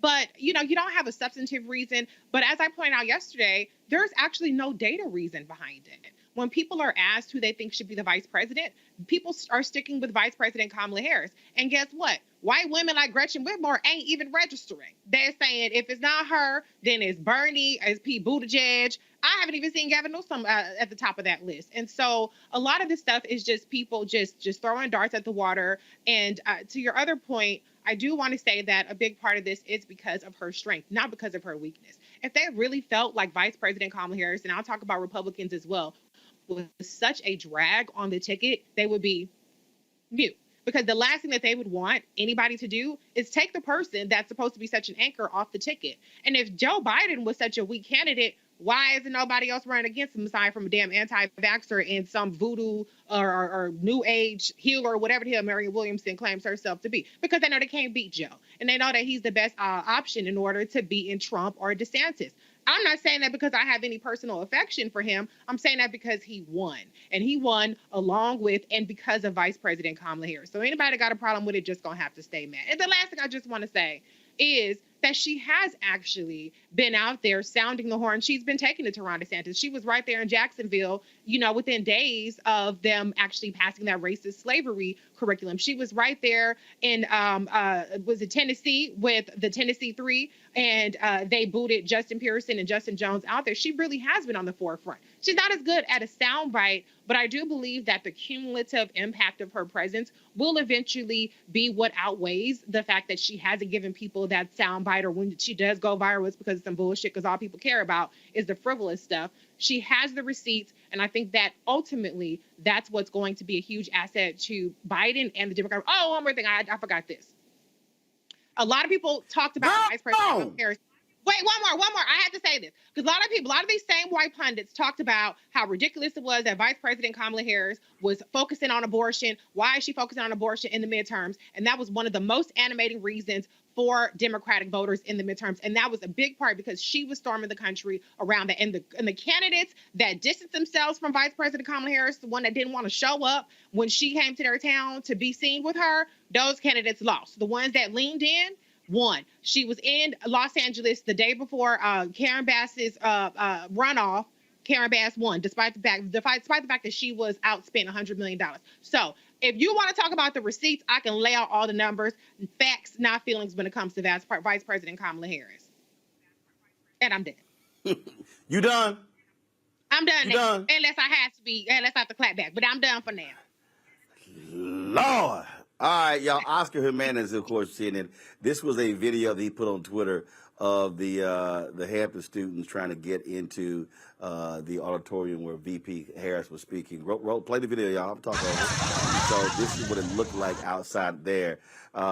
She's going to be speaking tomorrow at North Carolina A&T. And I really hope Sherry Beasley and the white political consultants are going to be watching the reception that the VP gets at North Carolina A&T, because to Reese's point, what she just said there, Sherry Beasley, when she was running for the United States Senate, did not want to appear. So she did not appear at events with Vice President Kamala Harris because her white consultants told her not to. That was the stupidest thing in the world. And I was talking to some people in Milwaukee. Mandela Barnes did not appear at an event with President Joe Biden, and he's running as well. I just think that's the dumbest thing in the world, that you listen to these stupid consultants who go, oh, don't appear with the president who won Wisconsin. Don't appear with Vice President Kamala Harris. Sherry Beasley's campaign didn't even have Vice President Kamala Harris at a HBCU. And isn't a Beasley an AKA? Hello. That to me was dumb. That's just me. All right, y'all. Speaking of dumb, why does the black head coach at Colorado State say some crazy stuff about Deion Sanders when they gonna play Deion's Colorado Buffaloes this Saturday? Deion did not take him long to respond. We're gonna show y'all and talk about that next right here on Roland Martin Unfiltered on the Black Star Network. All change is not growth. Right. But thoughtful change is real good fertilizer. And that's what has been so beneficial to us. But you also were not afraid of the pivot. Well, and I'm a black woman in business. Come on, I don't care how I dress up. I don't care who I'm speaking with. I don't care what part of the world I am in. I still am a black woman in business. Being afraid of the pivot, being fearful of change is not what got me here. Respectful of change. Respectful of pivot. Yeah. Fearful? No. No.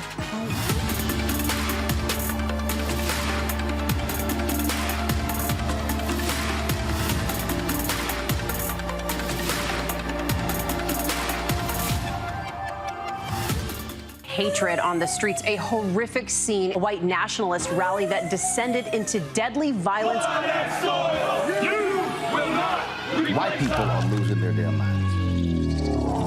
As an angry pro-Trump mob storms the U.S. Capitol, we've seen shooting. We're about to see the rise of what I call white minority resistance. We have seen white folks in this country who simply cannot tolerate black folks voting. I think what we're seeing is the inevitable result of violent denial. This is part of American history. Every time that people of color have made progress, whether real or symbolic, there has been what Carol Anderson at Emory University calls white rage as a backlash. This is the rise of the Proud Boys and the Boogaloo Boys. America, there's going to be more of this. Here's all the Proud Boys, guys. This country is getting increasingly racist in its behaviors and its attitudes because of the fear of white people. The fear that they're taking our jobs, they're taking our resources, they're taking our women. This is white fear.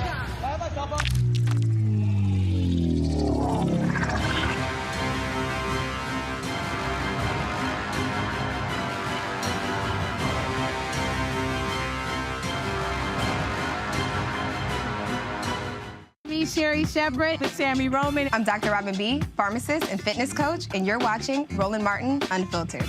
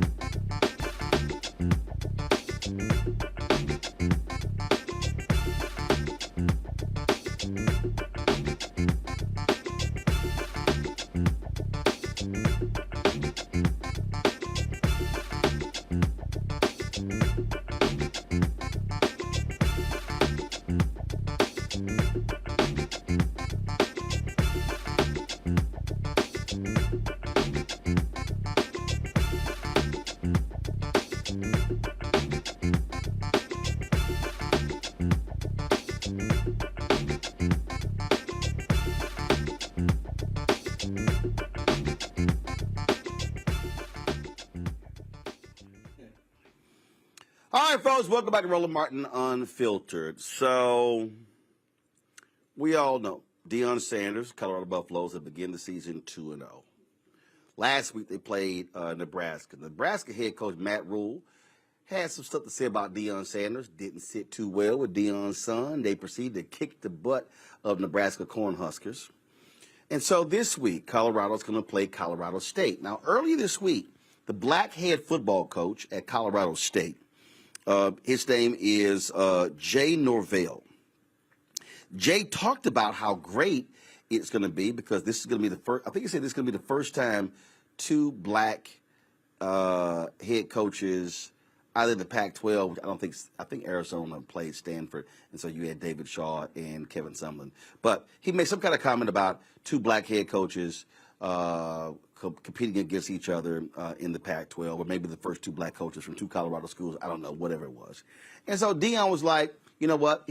Some complimentary comments. But then Norvell goes on ESPN, or he was doing some coaches show or whatever. And then he decided to start feeling himself, and he said this. And so, we're excited. Our kids are really, we had to do a bunch of ESPN videos, and it was great. I loved it. But our kids came out of those videos really with a chip on their shoulder. They're tired of all that stuff. They really are tired of it. And I sat down with ESPN today, and I don't care if they hear it in Boulder. I told them I took my hat off, and I took my glasses off, and I said, when I talk to grown-ups, I take my hat and my glasses off. That's what my mother taught me. So, they're not going to like us no matter what we say or do. It doesn't matter, okay? So let's go up there and play. And so that's just how I feel about it. Yeah. And so I don't mean to take over the show, but it's your show. I'm just tired of I mean, I'm tired of all that stuff. It's just, and I know everybody else is too. So let's go play. And we got a bunch of good kids. I told our team there's not.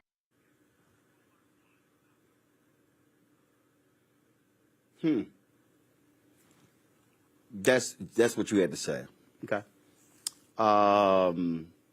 Obviously, Deion Sanders caught wind of the video, and when he was coaching his team today, he said this. Yes, sir. I'm minding my own business, watching some film, trying to get ready, trying to get out here and be the best coach I could be. And I look up and I read some bull junk that Deion said about us. Talk to us. Once again. Talk to us. Why would you want to talk about us when we don't talk about nobody? All we do is go out here, work our butts off, and do our job on Saturday. Yes, but when they give us ammunition, they done messed around and made it what? It was just going to be a good game. And made this shit personal. They done messed around and made it personal. It was going to be a great test, a battle of Colorado, but they done messed around and made it personal.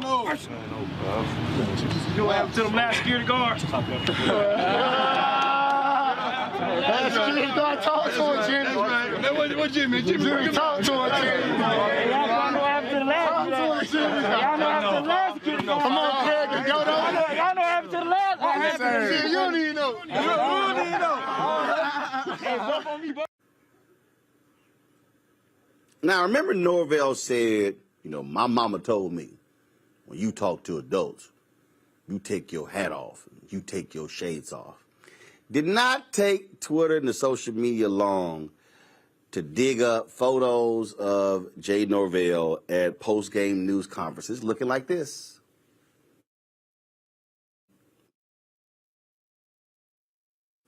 That hat is another visor. So I'm just trying to understand. There we go, visor. So you ain't always removing your hat. Now, let me go back to my panel here. So here's, I think, what you're dealing with here. And actually, I'm going to start with you, Greg. When you start hearing respectability phrases, we all know that there are certain things that are said that appeals to a lot of white folks in terms of how we respond, because we all know we all know what folks say. I remember when Solid O'Brien told me there was a black exec at CNN who said that I wasn't the right kind of black, and questioned the suit, questioned my attire, the suits that I wore, and didn't like, me wearing pinstripe suits. And it's always trying to get us to change our look and how we speak to make white folks more comfortable. And so when I heard that coming from Jay Norvell, and then you throw your mama in, and basically what you're saying is, my black mama raised me right. But see, that's one of them over there from the other side of the tracks. His black mama didn't raise him right because he don't take his hat off and take his shades off. Last year, and he was, Jay Norvell coached at Nevada for 5 years, and he went 33-26. So he was only 5 games over 500. So then he got hired at Colorado State. Last year, Colorado State went 3-9. They opened the season 0-1. So that's the coaching record. That's the coaching record of Jay Norvell. Now, if I pull up right now, Greg, the coaching record of Deion Sanders, and I look at Jackson State, and then I look at Colorado. Let's see, Jackson State went 4-3, then 11-2, then 12-1, and now they're 2-0. So he's lost 6 games as a head coach, has won 29 games. Man, don't nobody care about no doggone hat and shades. They judge you based upon wins and losses. And I'm sitting there going like, Jay Norvell, come on, man, you a brother. You know better than that nonsense. I mean, Norvell and Sanders are both black employees of historically plantation college athletics. I really don't have a dog in this fight, Roland. It may not be easy for some folk to hear, but, back in April, the UFC and WWF teamed up to merge and create a $21.4 billion sports entertainment company. I look at plantation-style college athletics the way I look at WWF wrestling. The only people who think that's real are the spectators. And I think Deion Sanders is great for historically plantation college athletics with the cowboy hats and the shades. I saw him walk an old white lady onto the field playing an HBCU song. It wasn't the band playing it, thank God. If he says, give me my theme music to the Colorado band, I hope they play Money, Money, Money, Money, because Here I Go was left in Jackson. But, I do take note of the fact that of the 36,000 students at the University of Colorado, only about 2.5% are black. That for the first time in the history of their spring game, they charged $10 a seat, and they made $600,000 off of admissions, concessions, and swag gear. Sanders is moving a lot of product there, and he said himself last weekend that he thinks the city of Boulder made about $18 million. Deion Sanders is good for business, like WWF conflict sales. And so I really don't take any of this very seriously. Deion Sanders missed his historical moment. I think his historical moment would have been to take all that talent and all that swag and all that branding and keep it in HBCUs. Once he did that, he rejoined the historically plantation ecosystem with which he is very familiar. I wish him the best. I wish him the worst. I really don't have a dog in this fight. And when it comes to the kind of talk they're having, whether the other brother is a brother or not, is really of no consequence to them folk, because all they doing is counting money, brother. It's prime time in Boulder. And it's you also mentioned 2%. There's also 2% at Colorado State. It doesn't mean any black people there in Colorado. In Colorado, but it's always interesting because, Lauren, I've literally seen white coaches got hat. Jimbo Fisher wears a hat in the postgame news conference. And I'm sitting like Jay Norvell, come on, man. Let's not even play into this little silliness. When you made a comment earlier in the week about how it's great to see two black head coaches at the two institutions in Colorado, then you come out with this silly stuff here, and then the white folks watching your show start cheering. That's right. Come on. Game recognized, game. Yeah. Is Norvell black? I mean, he's black? Yeah. No, he's black. Okay. And his dad, as a matter of fact, his dad, no, he's black. And in fact, his dad was the athletic director at Michigan State. Oh, he's black. Okay.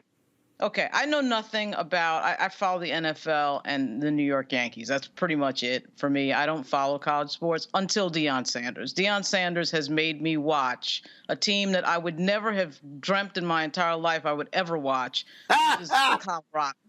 Okay. I mean, he basically did what Tiger Woods did for me with golf. I would have never watched golf if it wasn't for Tiger Woods.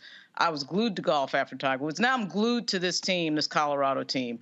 Because even though I agree with Dr. Carr on a lot of what he said, this moment right here where we have a very confident, very assertive, and very talented, smart black male who's not afraid to be confident and assertive in front of everybody is the reason why he's getting these dumb comments from other people in college football. They are nervous in the same way that we saw, in the historical sense with people like Jack Johnson and Muhammad Ali and Jim Brown, where when you come across this confidently and then you deliver and you're winning games, and then to add to it, his son is the quarterback, it unnerves certain people and unnerves other black people sometimes, right? So that's what this whole moment is about. It's very foolish. It's very stupid. I hope they win. I think they have a late game on Saturday night, which I will be watching after I go over to Howard to watch Howard and Hampton.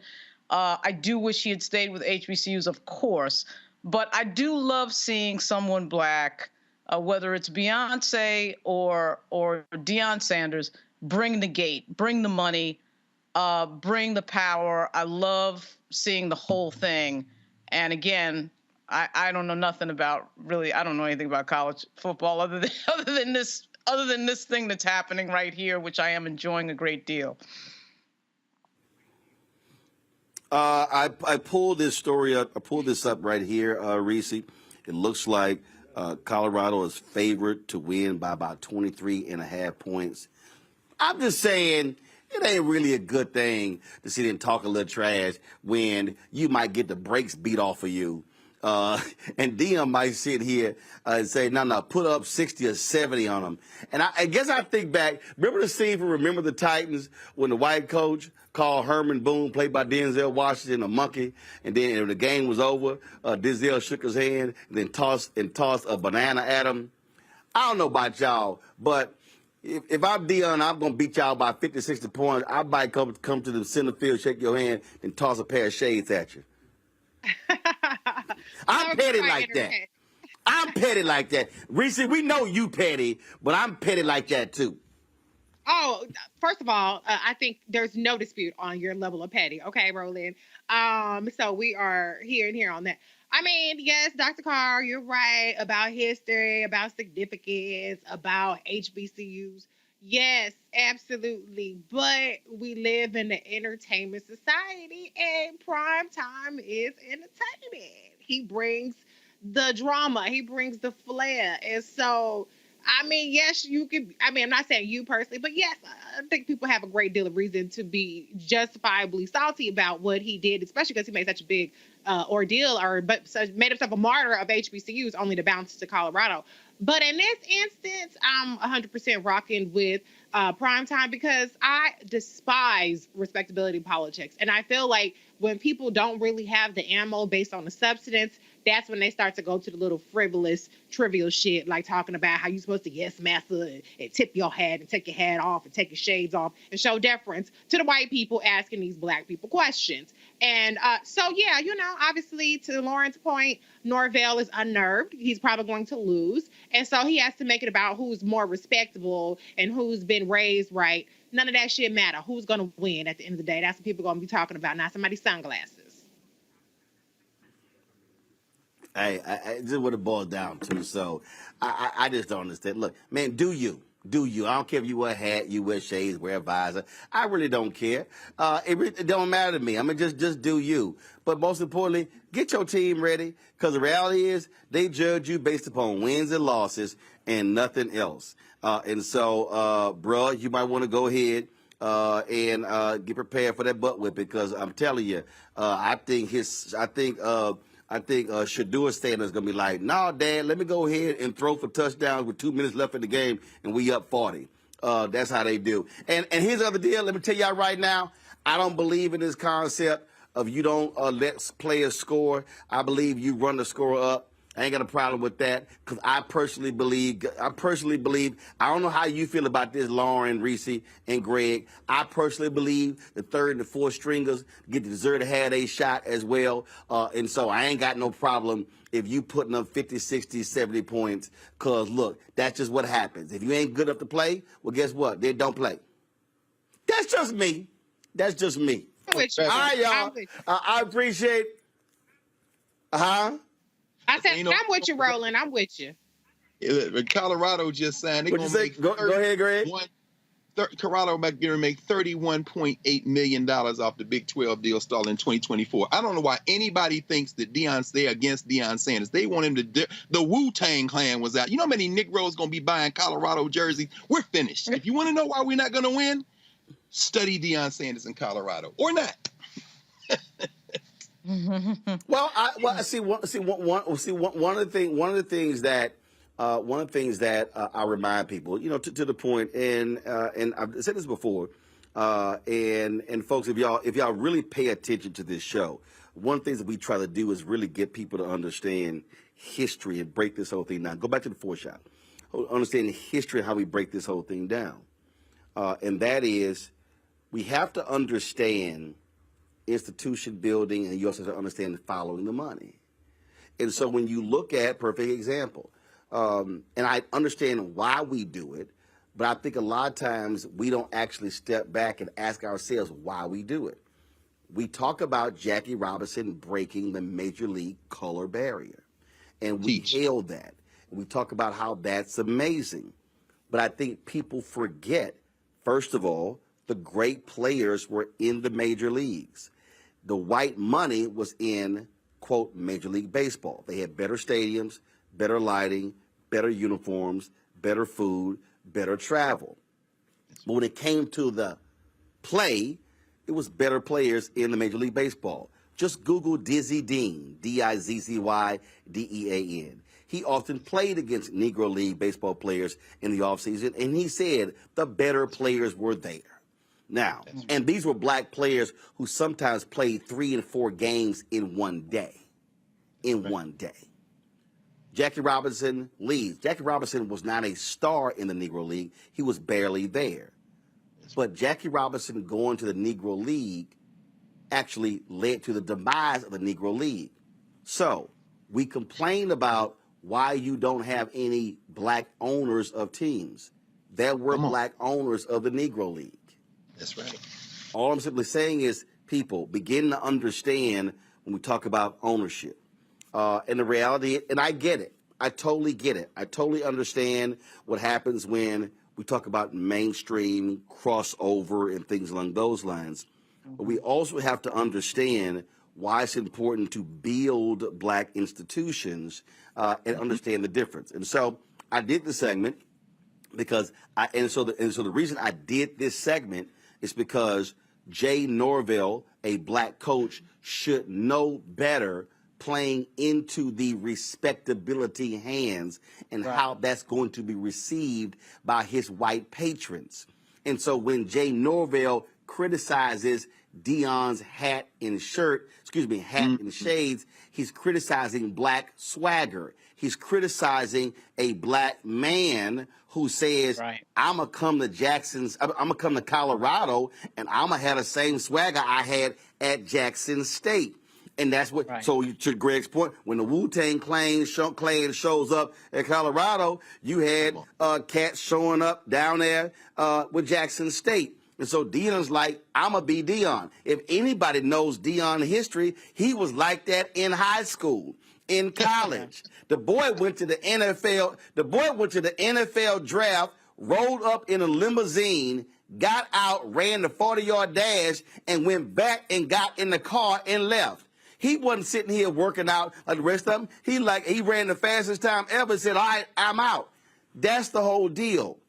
But we have to recognize, and this is why I think this story is important, why I talk about how you got to do you.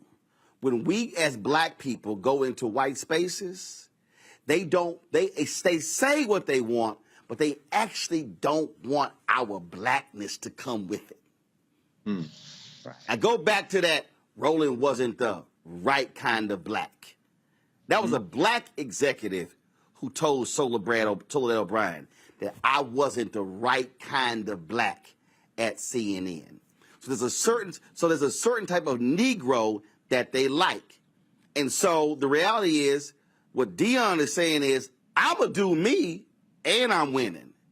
Now, granted, it's a whole bunch of people who can't wait for their first loss and their second loss and their third loss. And they can't. Lord, don't let them not go to a vote. See, they lying in wait for them to lose. See, I told you. And so what we as black people, and this is why I'm doing this segment, when a bunch of y'all watching and listening, and say a bunch of y'all do this with Vice President Kamala Harris, but she ain't really black, she Jamaican and she Indian. Well, ain't that something? Y'all claim Harry Belafonte as black, but he got Jamaican roots. You claim Colin Powell as a brother, but he got Jamaican roots. Oh, y'all love claiming Eric Holder, but he got Barbados roots. Oh, y'all love some Kwame Ture, Stokely Carmichael. Greg, what's his roots? Trinidad and Tobago, brother.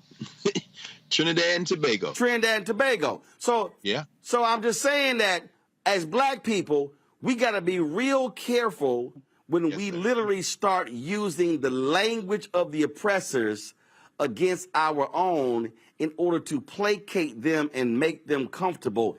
That's why I did the segment, because it's a lot of us who do that, who then begin to change how we talk and how we act and how we walk. Don't you do that. The white folks are watching. What's wrong with you? You can't come in here and do that. What these white folks gonna say? That's exactly how a bunch of us sound when that happens. And so that's what Jay Norville sound like. So Dion, go ahead and put up by 75 against them, and I ain't gonna be offended. All right, we got to go. Greg, Reese, Lord, I appreciate it. Y'all take care. Thanks for joining us. Folks, we're here at the House of Hope tomorrow here at the House of Hope. McDonald's is kicking off their 6-city gospel concert tour right here in Chicago. It's an amazing lineup. It is the Inspiration Celebration Gospel Tour. You see all the names right there. They're all there. Hezekiah Walker, Anthony Brown. You got the Walls family. You got Doe. You got Mike Teasy. I mean, you got some amazing artists. Folks, it's going to be exciting. They're in Chicago Friday, at the Fox Theater in Detroit Saturday. I'm going to be at both locations. Y'all, this is a free event. You can get tickets at blackandpositivelygolden.com. blackandpositivelygolden.com. And so we're looking forward to it. So that's why we're here, and we cannot wait to share some of this with you. Please do us a favor, folks. The content that we do is stuff that you're not getting anywhere else. We appreciate McDonald's being a partner with us, help with this Roland Martin Unfiltered. But y'all, it's a lot of companies out there who don't want to sit here and support Black-owned media. And so we want you to understand why giving absolutely matters. We're about $400,000 short. Actually, it's now about $370,000. A lot of y'all have given over the past month. We're about $370,000 short of our goal. And so the goal is to get 20,000 of our fans contributing on average $50 each. That's a year. $4.19 a month, 13 cents a day. Understand, you get 2 hours of this show.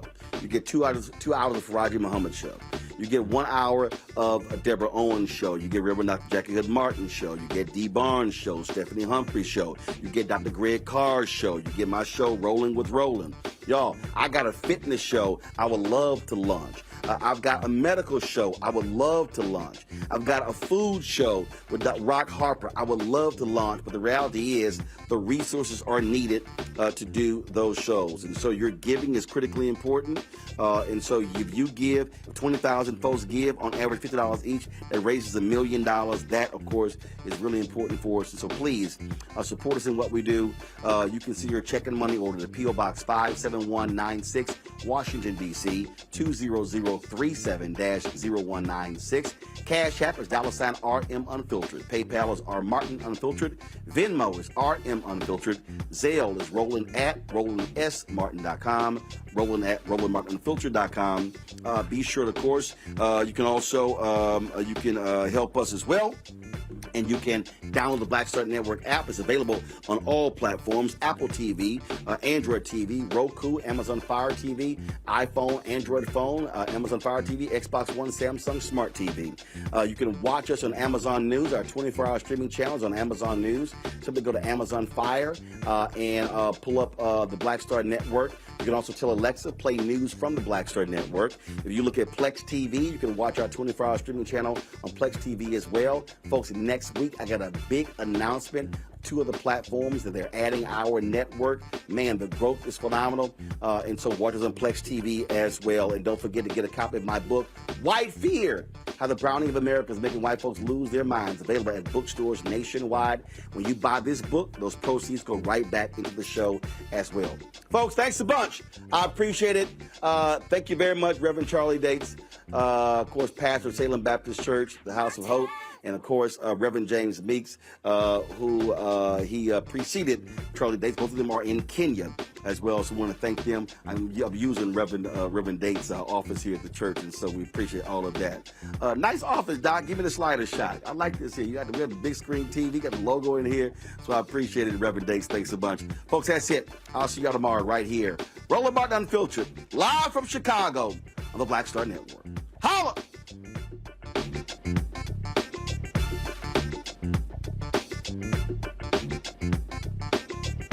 Folks, Black Star Network is here. Hold no punches! I'm real revolutionary right now. Support this man, Black Media. He makes sure that our stories are told. Thank Thank you for being the voice of Black America, Roland. Stay black. I love y'all. All momentum we have now, we have to keep this going. The video looks phenomenal. See, there's a difference between Black Star Network and Black-owned media and something like CNN. You can't be Black-owned media and be scared. It's time to be smart. Bring your eyeballs home. You dig?